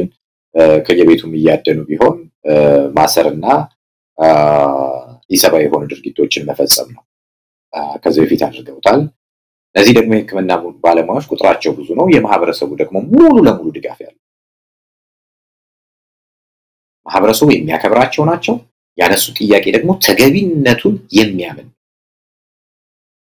ያቱም ያገለግሉ ያሉት ምናልባት በነፃ በሚባል ደረጃ አመጣ ስለዚህ ዜጎች እንደሚያከብራቸው ያቃል እነሱን ለማዋረድ መሞከር ማሰር ማንጓጠጥ በየአደባባዩ ምናልባትም ደግሞ የከፋ ኢሰባዊ ድርጊቶችን ሊፈጽም ይችላል ነገር ግን ይሄን ማድረጉ የተጀመረውን እንቅስቃሴ ያቆማል ላይ በፍጹም ይሄ ሂደት ነው ኮንቲኒቲ ነው ማነው አደባባይ ላይ ማነው ጦር ሜዳ ሄዶ እየተዋጋው ለእንዴ ወጣቶች ለነጻነታቸው እየተዋጉ ነው ደግሞ ቃሪው ደግሞ የሕክምና ባለሙያ ይሁን መምህሩ ይሁን ሌላው ተማሪ ይሁን ደግሞ በራሱ መንገድ እኮ እንቅስቃሴዎችን ስለዚህ ይሄ ኮንቲኒቲ ነው ለኔ ስለዚህ ዶክተሮቹን የሕክምና ባለሙያዎቹን ስላሰረ ወይም አደባባይ ስላንጓጠጠ ወይም በፒሮቻቸው ወይም ባቻዎቻቸው ስለሰደበ የሚቆም ነገር የለም ግን ለጠየቀው ጥያቄ ምንድነው የሚያደርገው ላልከው በጣም ኢሰባዊ የሆኑ ከኢትዮጵያ የሞራል ፍልስፍና ጋር ወይም አጠቃላይ ከመንግስት የሞራል ፍልስፍና ጋር የማይሄዱ ድርጊቶች በጣም ነውረኛ የሆኑ የፕሮፓጋንዳዎች ስራዎችን ሊሰሩ እንደሚችሉ ምንም ጥርጣሬ የለም አንዳንዱ ድርጊታቸው ምናልባት የሕክምና ባለሙያዎችን እስከማሰር እስከመደብደብ ወይም ኢሰባዊ ሌሎች ድርጊቶችን እስከማድረስም ሊደርስ ይችላል ነገር ግን ማጠቃለያችን የሚሆነው ጉዞ ተጀምሯል ዶክተሩ ተጀምሮ ወደክተሩ የሚጠናቀቅ የኢትዮጵያ ትግል የለም ሁሉ ጊዜ ኢትዮጵያ ትግል ይቀጥላል ነው ዜጎች በተለያየ መድረክ ነው ጦር ሜዳ ያለው አለ ከተማው ውስጥ በተለያየ መልኩ የሚፋለመው አለ በየሚዲያው የሚፋለመው አለ የአብይ አስተዳደር እስከመጨረሻው ተገርሰሶ መቃብር እስከሚወርድ ድረስ የኢትዮጵያ ትግል ግን በእነሱ የፕሮፓጋንዳ ወይም ደግሞ ማስፈራሪያ የሚቆም ነው ብሎ የሚያምን ማንንም ነው ዘሪውን እንግዲህ አንዳንድ መረጃዎች እየወጡን ያሉት ዘግይተው የሚመጡ ናቸው በጎንደር ዩኒቨርሲቲ ስፔሻላይዜሽን ተማሪዎችን ቤታቸው ድረስ በመሄድ በመደብደብና በመስበር በሶስት ፓትሮል መኪናዎች በሙሉ ይዘዋቸው ሄደዋል ነው አሁን ከመሸ የመጣ መረጃ ነው ከሌሊቱ 6 ሰዓት ነው እንግዲህ እኔና አንታውን ስንገናኝ ኢትዮጵያ ሰዓቱ በዚህ ሰዓት ነው ከደቂቃዎች በፊት የወጣ መረጃ ነው እንዲህ አይነት እርምጃዎችን ነው አገዛዙ እየወሰደ ያለው የኃይል እንደዚህ የማዋከብ የመደብደብ ምናልባትም ቀጥሎ የሚመጣው የመግደል ሊሆን ይችላል ነገር ግን እነሱ እስከመጨረሻ ጥግ አገዛዙን ሊወስዳቸው የሚችላቸውን ባህሪያቶችና እርምጃዎቹን በደንብ የተረዱ በመሆናቸው ወደ ኋላ የሚመለሱ እንዳልሆነ ነው የተረዳ ነው እንግዲህ ወደ አጠቃላይ አድማ ሊገቡ ከዋዜማው ላይ ይገኛሉ እየተከታተልን የምናቀርብ ይሆናል እንደው ካለን ጊዜ አንፃር ባጭሩ የምንመለከታቸው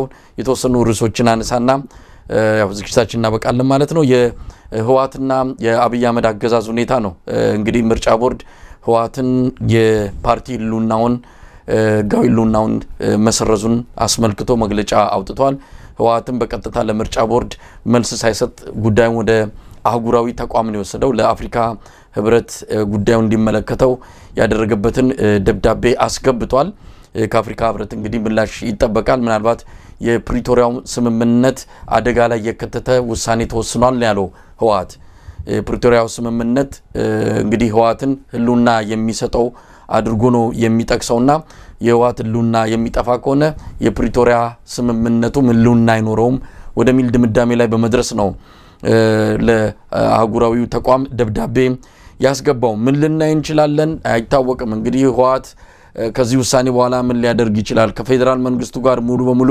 ግንኙነቱ የተቋረጠ ይሆናል። ለዛ ለትግራይ ክልል የሚሄደው በጀትም ሊቆም ይችላል።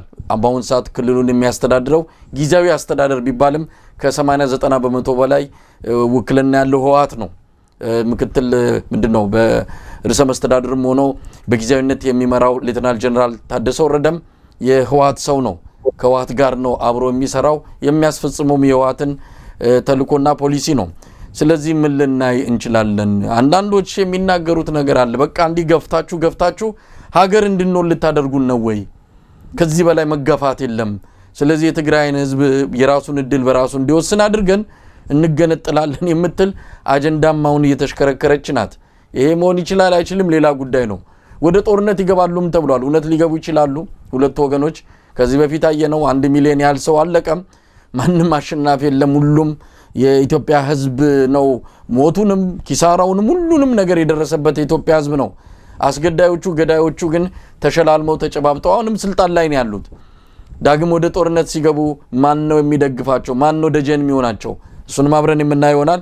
ምናልባት በዚህ ላይ አስተያየት ምንድነው ዘሪሁን? በጣም ጥሩ። ምናልባት ከዚህ ከዓመታትን በፊት ብለናል። ምናልባት በኢሳት ፕሮግራም ሲሰራ ከጠቀስናቸው ነገሮች ውስጥ የትግራይ ፖለቲካ ውስጥ እንግዲህ አንዱ ሚና ያለው ህወሓት ነው።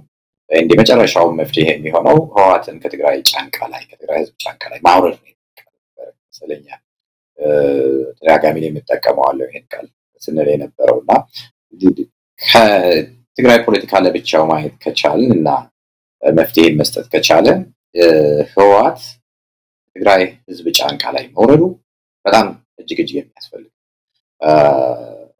አሳዛኙ ነገር እሱም ቢወርድ ያለው ስርዓት የአብይ ስርዓት መሆኑ አሳዛኝ ነው። ግን ደግሞ ማህበረሰቡ የተሻለ ተስፋና ለውጥ ከሌሎች የሀገሪቷ ዜጎች ጋር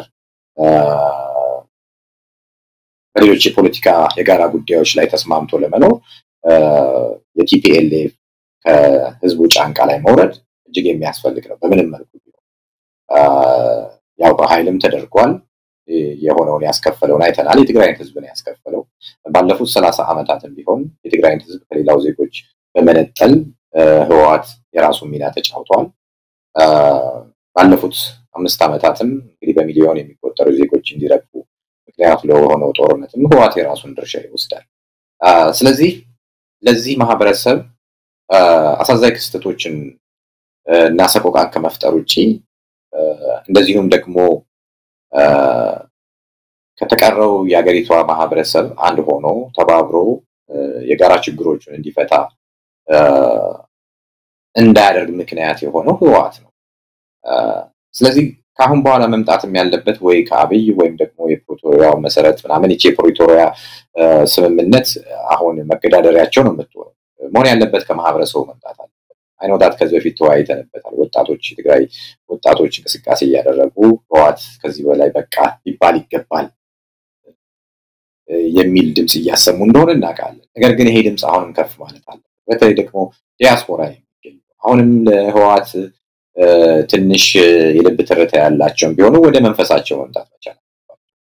ህወሓት ለዚህ ማህበረሰብ ያመጣለት ያተረፈለት በተለይም ደግሞ ተጎጂ ያደረገው ይተካል። ሌላው ማህበረሰብ በፖለቲካ ሐሳቦች ነጥሎታል። የጋራ በሆኑ ችግሮች ላይ አንድ ሆኖ ችግሮቹን እንዲፈታ አላደረገው። ይልቁንም እየነጠለው እያራቀው ባይተዋር ተባብሮ በሰራት ሀገር ላይ ባይተዋር እንዲሆን ነው የትግራይ ህዝብ እየተደረገ። ስለዚህ አብይ ያደርገው የትግራይ ወጣቶች ይሁኑ አይሁኑ እሱ ሳይሆን ህወሓት ከትግራይ ትከሻ ላይ መውረዱ አስፈላጊም ነው ጊዜውም አሁን ነው ብዬ አምናለሁ። የተሻለች ኢትዮጵያን መፍጠር ከተቻለ ሁሉን አካታች የሆነ የፖለቲካ ስርዓት ለመፍጠር ከተፈለገ የትግራይ ህዝብ ወደዚህ ኢንቫይት መደረግ ይቻላል፣ መግባት አለበት። ወደዛ እንዲገባ ደግሞ የትግራይ ላይ ለአመታት ተንሰራፍቶ ስልጣኑን በጥቂት ግለሰቦች ሰብስቦ ሀብቱን ሲያካብት የነበረ ህወሓት የሚባል ቡድን መውጣት መቻል አለበት። ያቶ ጌታቸው ረዳን የቅርብ ኢንተርቪው ተመልክተው ከሆነ በግማሽ ያመን ነው እንኳን ብንሄድ ያደረጉትን እንግዲህ ወንጀሎች እንኳን ከራሳቸው አፍ እየሰማን ነው አይደለ? ሙሉ ለሙሉ እሱም ለጌታው ያደረ ሎሌ በመሆኑ የመዋሸት እድል እንዳለው ብናቀም በአብዛኛው ግን የምናቃቸውን የህዋት ወንጀሎች ለመዘርዘር ችሏል። ምን ያህል በጥቂቶች ኦሊጋርኪዎች እንደተያዘ ኢቨን በጦርነቱ ወቅት በዛ ህዝብ ሰቆቃ ሲነግዱ የነበሩ ሰዎች እንደነበሩ ተመልክተናል። ይሄ ቀላል አይደለም። ሌሎች እንግዲህ ደግሞ የታሪክ ጸሐፊዎች እውነታውን የበለጠ ቢጽፉት ይመስለኛል። ስለዚህ የህዋት መሄድ ጫንቃ ከትግራይ ጫንቃ ላይ መውረድ አስፈላጊም ብያለሁ። አብይ ሰራዋል ላይ ሰራው ሌላ ጉዳይ ነው። አብይ ጉዳይ ሌላ ጥያቄ መናነሳበት ስለሆነ አብይ በራሱ መሄድ ያለበት ብለን የምናምን አብይ መደበቂያውም እንዲሆን አንፈልግም። ትግራይን አሸነፍኩ ወይ ትግራይን ህዝብ ከፋፈልኩ በሚል እንዲመጻደቅም አንፈልግም። አብይ የመጨረሻው ምርኩስ በኢትዮጵያ ታሪክ ውስጥ እንዲሆን እንፈልጋለን። ሌላ ርኩስ እንዲኖረን አንፈልግም። የመጨረሻው ተንኮለኛ የመጨረሻው ወንበዴ አብይ እንዲሆን ስለምንፈልግ እሱ የሚያደርጋቸውን እንቅስቃሴዎች በአይነ ቁራኛ ከመከተል ውጪ እሱ አደረገልን እሱ ስዲ ስላደረገ ይጨብጨብለት የሚል አይደለም። ግን በምንም መልኩ ይሁን ግን ህወሓት ከትግራይ ህዝብ ጫንቃ ላይ ወረዱ እጅግ አስፈላጊና የሚጠበቀው ነው ብያለሁ። ይወርዳለው ዋናው ጥያቄው በዚህ በምርጫ ቦርድ ህልውናውን በመሰረዝ የህወሓት እድሜ ያበቃል የህወሓት ህልውና ይከስማል ማለት እንችላለን ምን ልናይ እንችላለን የሚለው ነው እንግዲህ ተከትሎ ሊመጣ የሚችለው ጥያቄ። ህወሓት በወታደራዊም ሆነ በፖለቲካ ቁመናው የበፊቱን ያህል እንዳልሆነ ይታመናል። ግን ሚንጠለጠልበት ብዙ ነገር አለ። ምናልባትም ከኤርትራ አንፃር ኤርትራንም ሊጠጋ ይችላል። ነፍሱን ለማትረፍ ብዙ እርምጃዎችን ይወስዳል። የትግራይ እናቶች ጉያ ውስጥ ተደብቆም ይሄ የበለጠ ጉዳት እንዲደርስ ሊያደርግ የሚችልበትንም በጣም አደገኛ ስትራቴጂ ሊጠቀም ይችላል። የትግራይን ህዝብ በጉልበትም በምንም ይሁን ብቻ ቀስቅሶ ለሌላ ዙር ጦርነትም ሊጋበዝ ይችላል። ስለዚህ የምርጫ ቦርድ ውሳኔ ብቻውን የህወሓትን ግባተ መሬት ይፈጽማል ብሎ የሚወሰድ እንዳልሆነ ይታመናል። ስለዚህ ምንድን ልናይ እንችላለን? አንዱ ደረጃ በምርጫ ቦርድ አማካኝነት ስሙን መሰረዝ መቻል ህጋዊ እንዳይሆን ማድረግ ይቻል የመጀመሪያው እርምጃ ነው። አብይ ለራሱ ጥቅምና ፍላጎት ቢሆን የሚያደርገው አንዱ እርምጃ ነው። ቀጣዩ እንዳልከው ግን መሰረታዊው ከህዝብ ልብ ውስጥ ማውጣት ይቻል ነው። ይህ ደግሞ የዜጎች እንቅስቃሴ ነው የሚሆነው። አሁንም ለወያኔ ፕሮፓጋንዳና ባዶ ትርክቶች ተገዢ የሚሆን ማህበረሰብ ካለ ሌላ እልቂት መፍጠር ነው። እንዳልከው ምናልባትም ከኤርትራ ጋር ሊጣበቅ ይችላል ወይም ደግሞ እዛው የትግራይ እናቶች ጓዳ ውስጥ ሊደበቅና ጦርነት ከእንደገና ሊጀምር ይችላል። ምክንያቱም እነዚህ ሰዎች ቀላል ሀብት የላቸውም። በነገራችን የትግራይ ህዝብ ነው እንጂ ዳይ ሆኖ በዚህ ጦርነት ቀላል የማይባሉ የፖለቲካ አመራሮችና ጄኔራሎቻቸው ሀብት አጠራቅመዋል። አንዳንዶቹም በውጪ ባሉ ተወካዮቻቸው አማካኝነት ትላልቅ ቢዝነሶችን የሚመሩ ናቸው። እዚህም ነው በፕሮፓጋንዳ ውጭ ላይ አሁንም ስትሮንግ ሆነው የምታያቸው። ለነሱ የሚከራከሩላቸው ለነሱ የሚፋለሙላቸው ከውጭ ከሆነ የምታየው ያንን ጡንቻ ስላዳበሩ ነው። ፍራቻ ተገቢ ነው። ለዚህም ነው እንቅስቃሴው መሆን ያለበት ከፌደራል ገቨርንመንቱ ሳይሆን ከውስጥ ከዜጎች መምጣት መቻል። ይህን እንቅስቃሴ በእርግጥ አይተነዋል፣ እናንተም ተወያይተንበታል። ነገር ግን ዜጎች ወጣቶቹ በተለይ ሊታገዙ ይገባል። አንድም የትግራይ እናት ካሁን በኋላ በህወሓት ምክንያት መሞት የለባትም የሚል ጠንካራ የሆነ ፖሊሲ ሊኖር ይገባል ወይ መርህ ሊኖር ይገባል በዛ ውስጥ እንጂ የጠቀስካቸው ነገሮች ስጋት ናቸው። ያው ምናልባትነት ነው የምናወራው አይደለ? ፕሮባቢሊቲ ምልክት ምክንያቱም ከህወሓት ባህሪ ስለምናቀው ያለውን አከማችቶ አሁንም የትግራይ ህዝብን ወደ ጦርነት ሊማግድ ይችላል። አሁንም ጦርነቱ አለቀ ብለን ባልተናገርንበት ወቅት እኮ ሌላ ነገር እኮ ሲቆሰቁስ አይተን ነበር። ወደ አማራ ክልል ገብቶ ጠብ ማጫፍ፣ መሬት ይገባኛል ጥያቄዎችን የማንሳት ሌላ የተቋጩ ነገሮች ሳይኖሩ ሌላ የፖለቲካ ሰዓት ውስጥ ማባጋጋል እኮ ይወዷቸዋል። and at the same time ያቁታል በዛ ጦርነቱ ላይ ምን እንደሚያተርፉ ስለሚያውቁ። ምክንያቱም የሚሞተው የደሃ ልጅ ነው፣ የሚሞተው የትግራይ ህዝብ ነው። እነሱ ግን ሀብታቸውን እያካበቱ they don't care። ይሄን ተናግረዋል አደባባይ። ስለዚህ አንተ እንዳልከው አሁንም የወታደር አቅም ላይኖራቸው ይችላል፣ ግን ፋይናንሱ አላቸው። ፕሮፓጋንዳ የሚሰሩላቸው ኃይሎች አሁንም ውጪ ያሏቸው። ምን ተረጥረው ነገር ይኖራል። ነገር ግን ደግሞ እውነተኛ ለውጥ ትግራይ ውስጥ እንዲመጣ ከተፈለገ ወጣቶቹ ዜጎቹ እዛው እስከሚገኙ ከዲያስፖራው ማለት ነው እዛው ካሉ ዜጎች ውስጥ መምጣት ብቻ ነው። በቃ ቲፒኤልኤፍ በቃ ሊባል ይገባል። አዲስ መንፈስ፣ አዲስ ትግራይ፣ አዲስ ኢትዮጵያዊነትን ማቀንቀን የሚችል ከሌላ ማህበረሰብ ጋር አብሮ ሊሰራ የሚችል ነው። የዚች ሀገር ባለቤትም ነው፣ ባለ ታሪክም ነው፣ ባለ ድርሻም ነው። ባለቤት ነህ ሊባል ይገባል። ከሌሎች የተበደሉ ዜጎች ጋር በጎንደር ይሁን በባህር ዳር ይሁን በወለጋ ይሁን በአዲስ አበባ ይሁን የጋራ የሚባሉ ችግሮች አሉ። ትግራይ ህዝብ ጋር ሊጋራቸው የሚችሉ ችግሮች አሉ። እነዛን ወደ አንድ ላይ ለማምጣት የሚቻለው ቲፒኤልኤፍን ከመስመሩ ማውጣት ይቻላል። ቲፒኤልኤፍን ከጫንቃቸው ላይ ማውጣት ይቻላል። ስለዚህ የነሱ ሚና መሰረታዊ ነው። አለበለዚያ ግን እንዳልከው አሁንም በር ክፍተት የሚሰጡ አሁንም ለፕሮፓጋንዳው የሚሸነፉ ከሆነ ግን እንዳልከው አይናውጣ ነው። ኤርትራ ጋር ይሁን ወይም ደግሞ ከሌላው የሱዳን አንዱ አማጺ ጋር ሌላ ጠማጫር እነሱ አይሞቱማ። የሚሞተው የደሃው ልጅ ምስኪኑ የትግራይ ህዝብ ነው። ስለዚህ ምንም የሚገዳቸው ነገር የለም። ክደውታል እኮ ተመልከት። አሁን እንደው ራሳቸው ቋንቋ ራሳቸው የሚፈትሿቸው መልካም ነው ምንም ለዚህ ነው። አሁን እንኳን ጌታቸው እንኳን ባደረገው ቃለ መጠይቅ ላይ ትመለከታለህ። ኢቭን በጦርነቱ ወቅት የተደፈሩ ሴቶች ወንጀሉ ሙሉ ለሙሉ ለኤርትራውያን ሲሰጥ ትመለከታለህ። that means ወይም ለኤርትራ ወታደር ሲሰጥ ትመለከታለህ ኃላፊነቱን። የፌደራል ገቨርንመንቱን ነፃ ሲያደርጉት ትመለከታለህ። ህወሓት ማለት ይሄ ነው። እንግዲህ የትግራይን ህዝብ እንኳን ሲክዱ ትመለከታለህ። that means ራሳቸውን ለማዳን የፌደራል ገቨርንመንቱን ንጹህ አደረጉት። ራሱ ቋንቋ በጌታቸው ረዳ እንኳን ከተመለከተ የፌደራል ገቨርንመንቱ ኢቭን በጦርነቱ ላይ ሚና የሌለው አይነት ነገር ነው ሲስሉ ስትመለከት። የትግራይ ህዝብ እንግዲህ ይሄንን ነው ማድመጥ ያለበት፣ መስማትም ያለበት ይሄ ነው። ለትግራይ ህዝብ ብሎ የቆመ ህወሓት የለም። መልሰው አብይን ሲያነክሱ ትመለከታለህ። ህወሓት ከተመቻቸው አብይን ከነገር አጥፋ ያነክሳሉ። እነዚህም አሁን ተቃዋሚ ነን ብለው የሚያስቡ ይሄው ያደረጉት እኮ ጌታቸው ረዳ ትላንት ምን ሲል ነበር፣ ዛሬ ደግሞ ምን ሲል ነበር። ስለዚህ እነሱ ይመቻቸው እንጂ አብይ ከእንደገና ሰብስቦ አዲስ አበባ ላይ ከእንደገና ሀብታቸውን እንዲያንሰራፉ ከፈቀደላቸው የትግራይን ህዝብ ማንም መጥቶ ቢጨፈጭፈው ግድ የሚላቸው አይደሉም። ስለዚህም ነው ለውጡ መምጣት ያለበት ከውስጥ ነው። የትግራይ ህዝብ አንቅሮ መጥፋት ያለበት የመጀመሪያው ነገር ህወሓት ነው። ያለፉት 30 ዓመታት ከማህበረሰቡ አቃቅሮታል። አሁንም በጦርነቱ ምክንያት የበለጠ መቃቃረብ ፈጥሯል። ግን አሁን በቃ ሊባል ግን አንተ ያልካቸው ምናልባትነት ግን ያው አሁንም በጭላንጭል ሊኖሩ ይችላሉ። ህወሓት ራሱን አጠናክሮ ሊመጣ ይችላል። የሱዳን ተቃዋሚ ኃይሎች ጋር ሊሆን ይችላል፣ ወይም ከሌሎች የጎረቤት ኃይሎች ጋር ሊሆን ይችላል። ገንዘብ ስላለው ምን ሶማሊያም ሊሄድ ይችላል። ያደርጉታል። ለትግራይ ህዝብ ግድ የሚላቸው አይደል።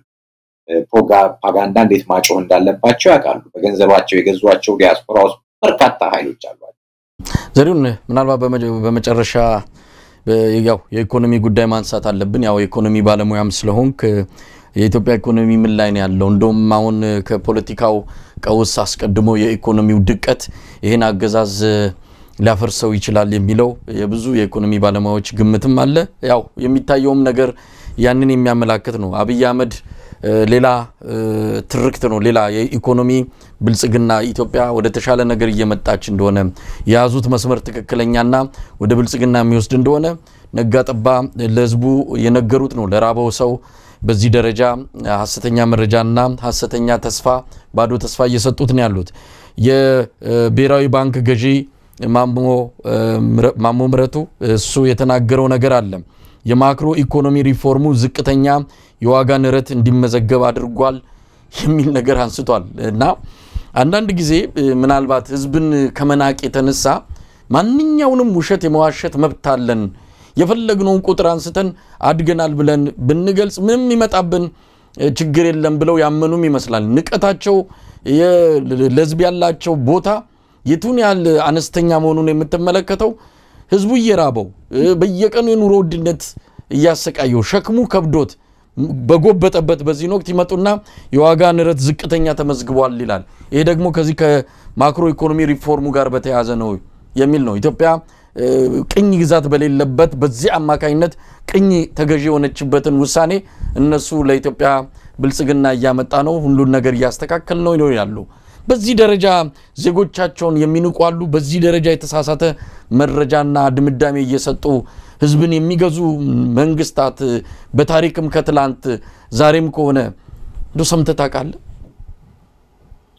ያ በጣም የሚያሳዝነው ይሄ ነው ምናልባት ከዚህ በፊት የተቀስነው ኢዲ አሚን ሊሆን ይችላል ኢዲ አሚን እንግዲህ አንድ ተራ ወታደር በቅጡ የትምህርት ደረጃውን እንኳን ያላለፈ ሰው አብይ ማለት ነው አብይም እኮ በስርዓቱ የትምህርት ደረጃው የተቀናበረ ህጋዊ የሆነ ነገር እንኳን አታገኝም ስለ አብይ ስናወራ አብይ ኤሌመንተሪን ዘሎ ስለ ፒኤችዲ ነበር ከዛ ሃይ ስኩል ላይ እንኳን ምን እንደሰራ የትጋር እንዳሳለፈም አናውቅም አሚን ፎርማል ትምህርት ቤት ሁሉን ሰው ፐርፌክት ያደርጋል ወይ ስማርት ያደርጋል ሳይሆን ያስ እንደ ህጋዊ የሆነ ነገሮች ማወቅ አለብን ከዛ አኳያ እኔ እንደውም ኢዲ አሚን ነው የሚመስለኝ ኢዲ አሚን ዳዳ እንዲህ በህዝቡ ላይ ይቀልድ ያሾፍ ነበር ምናልባት ከዚህ በፊት ቀልደንበታል እዛው ኡጋንዳ ዋና ከተማ ካምፓላ ሳይወጣ የሆነች ኮረብታ ነገር ታንኮቹን ይዞ ይሄድና በቪዲዮ ያስቀረጸ የጎላን ኮረብታ ተቆጣጣሪኝ ናቸው ነበር በቴሌቪዥን ዜጎች አስቦ ላንድ ሎክድ አገር ነች እንትን እንኳን ይላት የባህር በር ይላትም እንኳን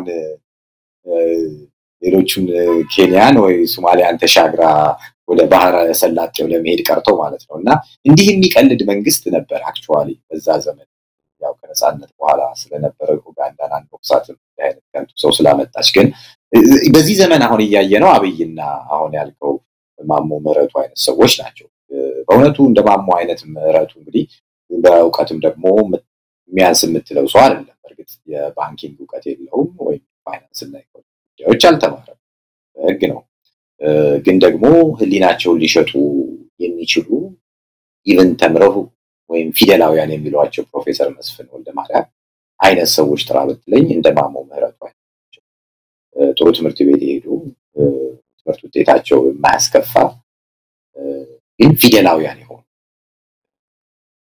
ትምህርት የጠባይ ለውጥ ነው ይላል በትምህርት ካሪኩለም ነው ዴፊኒሽን ከሄድ ወይም ብያኔ ከሄድ አንድና አንድ ሁለት መሆኑን ማወቅ ትምህርት ተብራሃል አይደለም የባህሪ ለውጥ ማምጣት በዛ ሁለት ማለት ምንድነው የሚፈጠረው የባህሪ ለውጥ ካላመጣ አንድና አንድ ሁለት ተመሩ ማወቅ ምንም ትርጉም የለውም ምክንያቱም ማሽንም ይሰራዋል አሁን አንድ ብሎ ኮምፒውተርም እኮ ደምሮ ይሰጣል እሱ አይደለም ትምህርት ማለት የባህሪ ለውጥ በሞራል እና ከፍ ማለት ይቻላል ማሞ ምህረቱን ይሄን ያህል በትምህርት አሳልፎ ፕሮፌሰር ዓለም እንደሚይዞ ከአብይ ያነሰ አይምሮ እንዲሆኑ የሆነው የባህሪ ለውጥ ስላላመጣ ተማረ ማለት የሚቸግረን ይሄ ነው መማር የባህሪ ለውጥ ማምጣት ነው በዚህ ምክንያት ነው ወደ ኢኮኖሚው ስንነሳ እንግዲህ እንዲህ አይነት ሰዎች ሞራላቸውን ይሸጡ እነሱ በየምሽቱ አሉ በሚባሉ የከተማዋ ሆቴሎች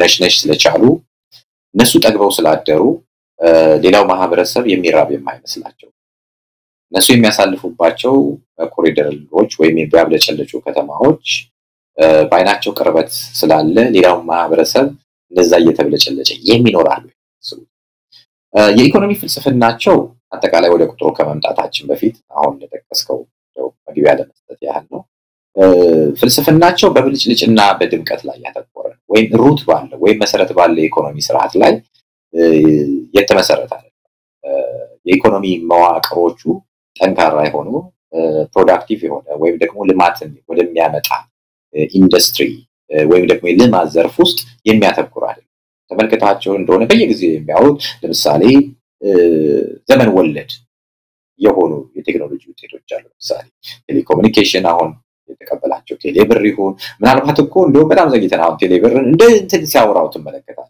የዛሬ 15 አመት ኬንያ ገበሬ ኤምፔሳ ብሎ ይጠቀማል በሞባይላቸው ገንዘብ ይለዋወጣል የዛሬ 15 አመት እንደው ዘግይተናል ቴክኖሎጂ ወለድ ነው ቴክኖሎጂ ይዞ ሲመጣ አብረ ተቀበለው ይሄ የምትሄደው ኢንተርኔቱን ከተቀበልክ አይ ኢሜል አልቀበልም ልትላት ይችላል አይደል ኢሜሉም አብሮ ቴክኖሎጂ ጋር አብሮ ይመጣል አይደል እንጂ አብይ የፈጠረው አይደለም አብይ ስለፈቀደ ስላልፈቀደ አይደለም ኢሜል የምትጠቀም ኢንተርኔቱ እስካለ ድረስ ፎኑ ወይም ቤት እስከገባ ድረስ ኢንተርኔት ማነው ኢሜል መጠቀም መላላክ አይቀርም። እነሱ እኮ ሶሻል ሚዲያ ላይ የሚጠቀሙ ልጆች መብዛዛቸው የኛ ነው ብሎ ያስባል። ኢንተርኔቱ ካለ እጃቸው ላይ ሞባይል ካለ ሶሻል ሚዲያው እንዴት ነው የማይጠቀም? የአብይ ውጤት አይደለም። በቃ ዘመኑ ይዞት የሚመጣው እንደመተንፈስ ያለ ሂደት ነው። ይሄ የሚያሳይ የኢኮኖሚ ግንዛቤያቸው በብልጭልጭ ላይ ያተኮረ ነው። አብይ በተደጋጋሚ ሲያወራት ተመለከተዋል። ሁሉ ጊዜ አደባባይ ይዞ የሚወጣው የሆኑ ሆቴሎች ሲመረቁ ወይም የሆነ አደባባይ መብራት ሲተከል ወይ ጽድ ሲተከል ይሄ በነገራችን ላይ ያደለን እኮ አንድ ግለሰብ በከተማ ውስጥ ያለ ባለሀብት ወይም ደግሞ ቀና ሰው ልክ እንደ ማን ነበር አርቲስት ማለክራሮ አርቲስት ማን ነበር ከዚህ በፊት የአዲስ አበባን ድምጽ ጠፋብኝ ጋሻ በራ ሞላ እኮ ሲሰራ የነበራቸው ምናልባት ታስታውሳለህ። ለምሳሌ አብተ ጊዮርጊስ ድልድይ ከዛ በኋላ ያለው እንደ 70 ደረጃ የመሳሰሉ እንደው 44 ደረጃ አስታውሳለሁ። እንዴ መሳሰሉ ዛፍ መትከል እኔም ተሳትፌበታለሁ ሃይስኩል ላይ ያለው ለምሳሌ እንጦጦ ላይ ይሄ እኮ ግለሰቦች የሚሰሩት ወይም ደግሞ በጎ ፈቃደኞች የሚሰሯቸው ስራዎች እንጂ መንግስት ይሄ የሚንጠባረርበት ትልቅ ስኬት ያመጣበት አይደለም። ሜጋ ፕሮጀክቶች ያስፈልጋሉ። ኢንዱስትሪያል እንደው ወያኔ ሲሰራቸው የነበሩ የኢንዱስትሪያል ፓርኮች እኮ ይሄው አፋቸውን ከፍተው ተቀምጠዋል። አብዛኞቹ ቻይኖች እንኳን በየትኛውም ጦርነት ላይ የሚሰሩ ኢትዮጵያ መፍራት ጀምረዋል። አብዛኞቹ እኮ ጥለው ወጥተዋል። ይሄ አስተዳደር አጠቃላይ የኢኮኖሚ ፍልስፍናው መሬት የያዘ አይደለም፣ ስር የሰደደ አይደለም፣ ብልጭልጭ ላይ ያተኮረ ነው። ኢኮኖሚው ደግሞ በአገልግሎት ዘርፍ ላይ ብቻ ጥገኛ መሆን አይደለም። ለምሳሌ ምግብ ቤት ብቻ መከፈት ወይም ቡቲክ መብዛት ወይም ደግሞ ጌጣጌጥ መሸጫ ሱቅ መብዛት እኮ ኮንሱመር መሆንህን ነው እንጂ የሚያሳየው የበለጠ ኮንሱመር መምጣቱን እንጂ ኢኮኖሚው ማደጉን አይገልጽም። ኢኮኖሚው ለማደግ እርሻው ምርታማነቱ መጨመር መቻል አለበት። ኢንዱስትሪዎች የሚሰሩ የሰው ኃይል ቁጥር መጨመር መቻል አለበት። እንደዚሁም አገልግሎት ላይ የሚሰሩ ሰዎች ክፍያቸው መጨመር አለበት። ይኸው አሁን ክፍያው አነሰ ብለን አይደል የምንጨቃጨቅ የነበረው እስካሁን አንሷል ብሎ ነው ዜጎችም ወደ አደባባይ ይወጡ።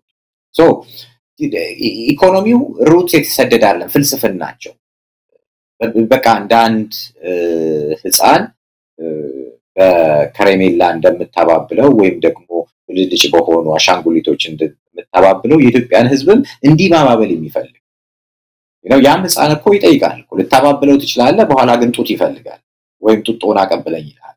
ሆድ መጠየቁ አይቀርም። ልጅ ብቻ ደስተኛ ሆኖ ሊኖር አይችልም። ያዛ ዜጋ ደግሞ ስራ ይፈልጋል። ስራው ደግሞ ገንዘብ የሚያመጣ መሆናል። ልክ ዛሬ ሶሻል ሚዲያ ላይ ብልጭልጭ ነገር እንደሚያሳዩን ወጣቶች ልጆች ናቸው ማድረግም የሚገባቸው ነው እያደረጉ ያሉት። አብይ እኮ እነሱ የሚያሳዩትን ብልጭልጭ ነገር እኮ ነው ያሳየ ኢትዮጵያ ኢኮኖሚ ይሄ ነው ይላል። ባህር ዳር ላይ እኮ ጦርነት ነው፣ የደብረ ማርቆስ ጦርነት ነው ወይ ትግራይ ላይ ጦርነት ነው ወይም ወለጋ ላይ ጦርነት ነው።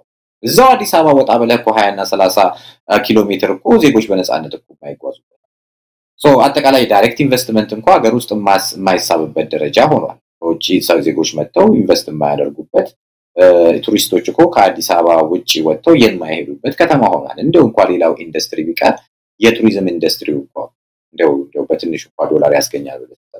ስለዚህ ማሞ ምህረትንም ጠቀስ አብይንም ጠቀስ በዛ ስርዓት ውስጥ ያሉ ሰዎች የብልጭልጭ ባሪያዎች ናቸው። እንዱ ሶሻል ሚዲያ ላይ ያገኙት ናት ኢትዮጵያን በጀት በተመለከተ እንዲ ከኢኮኖሚ አንፃር ነው የመንግስት ያገዛዙ ትኩረት ምን ላይ እንደሆነች ካሳየች በሚል ነው።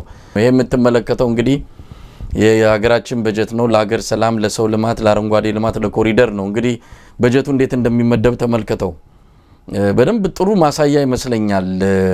ይሄንን ፈጠራ በዚህ መልኩ የኢትዮጵያ በጀት እንዴት እንደሚደለደል ለማሳየት የተከደበት ርቀት አስገራሚ ነው። በጣም ቀል ሊመስል ይችላል ግን እውነተኛ ነገርን ነው። ለሀገር ሰላም፣ ለሰው ልማት የለም፣ ለአረንጓዴ ልማት እሱንም ብዙም አይደለም፣ ለኮሪደር ልማት የሚወጣውን ወጪ ለማሳየት ነውና በእንደዚህ አይነት መልኩ ነው ዜጎችም እየተረዱ ያሉት። እንግዲህ እንዲህ አይነቱን ነገር ያቀርቡ ያሉት ተራ ዜጎች ናቸው። ተራ ሲባል በዘርፉ ላይ ብዙም ኢኮኖሚው ላይ ብዙም ዕውቀት የሌላቸው ነገር ግን ከሚያዩት ከሚሰሙት ተነስተው የሚገልጹት ነገር ነው። አስገራሚ ነውና የአብይ አህመድ ትኩረት ሌላ ነው። ሌላ ዓለም ላይ ነው ያለው። ለሱ ስኬት ነው አሁን ስለ ሮቦትም ያወራልናል ስለሌላም ያወራልናል ስለሌላም እንግዲህ ብዙ ነገር ሊናገር ይችላል አንፈርድበትም አንድ ላይ ብንኖርም ተለያይተናል እንዳለው ድምጻዊው አንድ ሀገር ውስጥ ቢሆንም ኢትዮጵያ ህዝብና የሱ የብልጽግና ደሴት ነዋሪዎች ግን ተለያይተናል ነው ያለው አጠቃላይ ሁኔታ የሚያሳየው እስቲ ዘሪው ያ በጣም ደቅ ይሄ አሁን እኮ ይሄ ነው አንድ ጊዜ ከአንድ ሺህ ቃላት አንድ ጠንከር ያለ ምስል ነገሮችን ይገልጻል ምን የፖለቲካ ትንታኔ በማን ኢኮኖሚ ኤክስፕላኔሽን ብሰጥ አሁን ያሳየህን ፒክቸር ያህል ፓወር አይኖረው ተመልከት አብይ የሚቀልደው ይሄ ነው you know ኮሪደር ልማት በኢኮኖሚክስ ካየኸው ፕሮዳክቲቭ አይደለም ራሱ የሚያመጣው ነገር አይደለም you know ባለሀብቶች ለምሳሌ ባለ ሆቴሎች ሊሆኑ ይችላሉ ቀደም ብዬ እንደተከስኩት ወይም በጎ አድራጎት የሚንቀሳቀሱ ዜጎች ይሆናል ወይም ቮለንተርስ ሊሆኑ ይችላሉ የሚሰሯቸው እንጂ ከመንግስት በጀት በግድ ተቆጥቶ እዚህ ላይ ካዋለም ደግሞ ተመልከት ይሄ ስዕል እንዳስቀመጠው በጣም ጂኒየስ ነው you know እንዴት አድርጎ ዲስክራይብ እንዳደረገው ግራፍ አላስፈልግም የቁጥር ትንታኔ አስፈልግ you know እንደገለጸው በጀቱን እኮ ከፍ ማድረግ ልክ ሩዙን አሁን ይሄ ልጅ ወደ ላይ ከፍ ቢያደርገው ትክክለኛው የበጀት ስርዓት ይመጣል ምክንያቱም ፕራዮሪቲ የሚባል ነገር ይሄ ልጅ ያሳየው ስለ ፕራዮሪቲ ጉዳይ ይሄ መንግስት አያውቅም ፕራዮሪቲ አብይ ፕራዮሪቲ አያውቅም ይቻገር እኮ 6 አመት ኦሬዲ ሰጥቷለች ስቲል አብይ አይተው ከሆነ ስለ ፕራዮሪቲ አያውቅም ቅድሚያ ምን አይነት ፋብሪካ ኢትዮጵያ ውስጥ ያስፈልጋል ስቲል ኮሪደር ነው የሚያወራው ስቲል ዋሻ ነው የሚያወራው ስቲል የሆነ ዋሻ ውስጥ የተደበቀ ሆቴል ነው የሚያወራው አሁንማ ቱሪስቶችም የማይሄዱበት ሆቴሎች ተገንብተው ባዶ ሆነዋል ሰምተህ ሊሆን ይችላል በተደጋጋሚ ምናልባት ሌላ ጊዜ በስፋት የምንሄድባቸው ናቸው እነዚህ ደግሞ ስንት ቢሊየን ብር ከሰሩ ኪሳራ በኢትዮጵያ ውስጥ አተረፉ ብንል ደግሞ አመጡ ብንል ደግሞ ሌላ ራሱን የቻለ ታሪክ ነው ለዚህ ነው አሁን ኢኮኖሚ ሁሉ ጊዜ እናውራ ስትለኝም ድንቅ የሚለኝ ምኑን ነው ይሄ ልጅ ዲስክራይብ ካረገው በላይ ምን ዲስክራይብ ላደርግ ይችላል በቃ this is so brilliant አብይ ይሄ ወጣት እንኳን እንደው ያለውን የኢኮኖሚ ግንዛቤ የበጀት ስርዓት ግንዛቤ እንኳን የሌለው ሰው እንግዲህ ኢትዮጵያ ደግሞ በጣም እድለኛ ነች የዛሬ 80 አመት በፊት ነው እንግዲህ አሉ የተባሉ ላይ ቡልቻ ደመቅሳ የመሳሰሉ አዳዲስ ወጣቶች የኢትዮጵያን ዘመናዊ የበጀት ስርዓት ያዋቀሩ ወጣቶች የመጡበት በቃ አሉት የምትላቸው ኢኮኖሚስቶች እኮ ያሉበት ዘመን ነውና በዛ ታይም ላይ ነው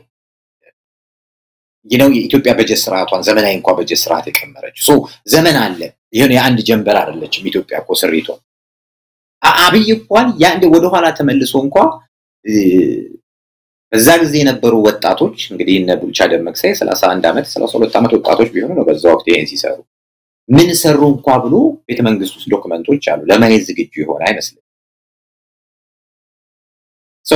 አሁን እየተደረገ ያለው እንደው ለማጠቃለል ያህል ኢኮኖሚው አጠቃላይ የኢኮኖሚው መዋቅር ጠንካራ መሰረት ላይ የተጣለ አይደለም ፊውቸር የለው ሜጋ ፕሮጀክት የምትላቸው አይደለም ምናልባት ሁሉ ጊዜ አንድ ጊዜ የሚያነሱት ከአመታት በፊት ያለው ሜጋ ፕሮጀክት ኤሌክትሪክ ላይ ያሉ ጉዳዮች ናቸው ወይም የአባይ ግድብ እና የመሳሰሉት ናቸው እነሱ ደግሞ ኦሬዲ የተጀመሩ የብዙ ገንዘብ ሀብት የጨረሱ ባግባቡ ደግሞ መጠናቀቅ ያልቻሉ ሜጋ ፕሮጀክቶች ናቸው ከዛ ውጪ እስቲ በአብይ ይሄ ሜጋ ፕሮጀክት እንኳን እንደው ተብሎ ያን ፕራዮሪቲ እንኳን እንደው ብንሰጠው እንኳን የትኛው ካን የለም በአብዛኞቹ ሚተረክልህም እሱም ዛሬ ከሰለሞን ከሚባል ሌላ ካድሬ ጋር ሲያወራው ከሰማው ሌላ ልጅ ላይ ነው ቴክኖሎጂ በሚያመጣቸው ንፋሱ በሚያመጣቸው ጉዳዮች ላይ ባለቤትነት ሲወስድ ታያዋል ኢቭን በሮቦት ላይ የባለቤትነት ባለቤት ሲወስድ ኢትዮጵያ እኮ ነው በሮቦት ጥያቄ አይደለም ዶክተሮች መስራት አልቻሉም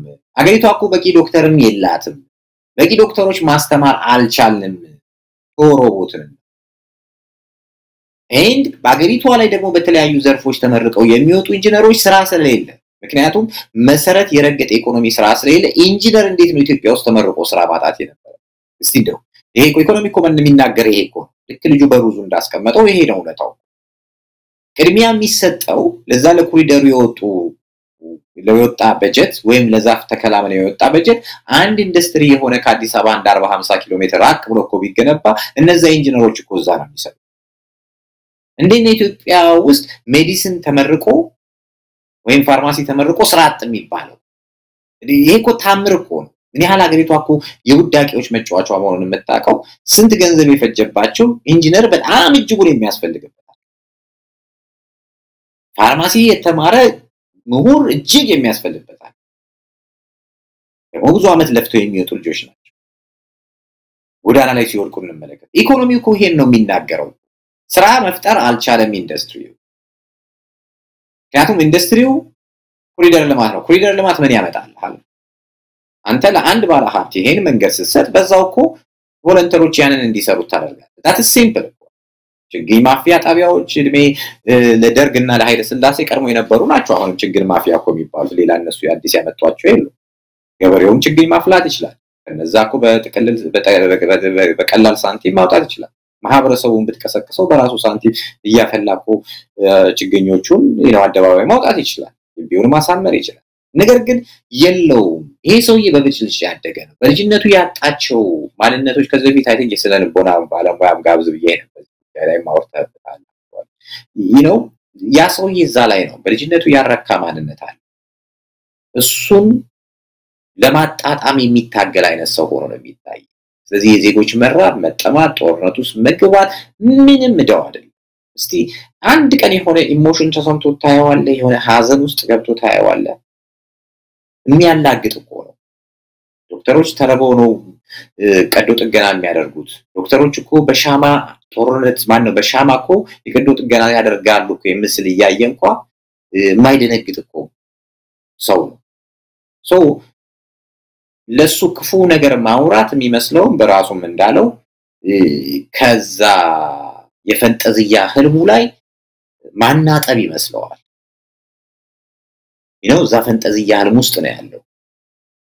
ስለዚህ እንድናናጥበው አይፈልግም።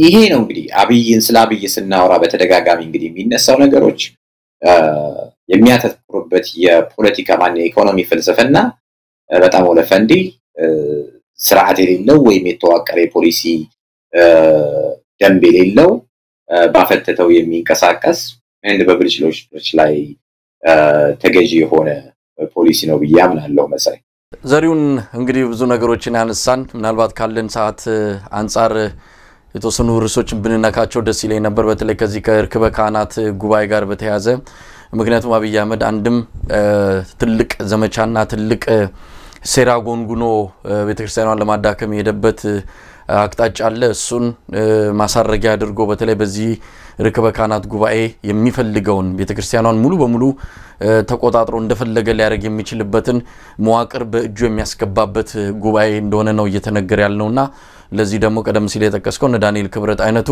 ስራቸውን ሲሰሩ ነው የሰነበቱት። በዚህ ርክበ ካህናት ጉባኤ ላይ ሁለት ቁልፍ የቤተክርስቲያኒቱን ቦታዎች የሱን ደጋፊ ጳጳሳት ለማሾም የተሰሩ ስራዎች አሉ። እሱን ተግባራዊ አድርጎ ቤተክርስቲያኑን በሚቆጣጠርበትን የመጨረሻውን ምዕራፍ የደረሰበት አጋጣሚ ነውና ያንን በተመለከተ የተወሰነ ነገር ማለት ብንችል ጥሩ ነበር። ለማንኛውም ሂደቱን እየተከታተልን ነው። ሰሞኑን ተመልሰን ተገናኝተን በሰፊው እንነጋገርበታለን። ቀላል የሚባል ጉዳይ ስላልሆነ ነው። ዘሪውን በጣም ነው ማመሰግነው። ዘግይተን በትመጣ ተገናኝተናል። እንግዲህ ሌላ ጊዜ ከሰሞኑም ከዚሁ ከጤና ባለሙያዎች ንቅናቄ ጋር በተያያዘ ሌሎችም የሚቀላቀሉበት ሁኔታ ስለሚኖር ዳግም ተገናኝተን ሐሳብ እንለዋወጣለን። ለዛሬ በጣም ነው ማመሰግነው። እኔም እግዚአብሔር ይስጥልኝ መሳይ ስለሰራችሁ ስራዎች እውነቱ ትልቅ አክብሮት አለኝ። እንግዲህ ይሄን እንቅስቃሴ ደግሞ እኛም ወደ ኋላ ሳንል አንተ ጋር ሁሌም እንደምገኝ ቃል ገባለሁ። መሳይ እግዚአብሔር ይስጥልኝ። ተመልካቾቻችን በዚህ የዛሬውን አበቃን። ስለተከታተላችሁን ምስጋናችን ከልብ ሆኖ ከያላችሁበት ይድረሳችሁ። ኢትዮጵያ በክብር ለዘላለም ትኑር። ጤና ይስጥልን።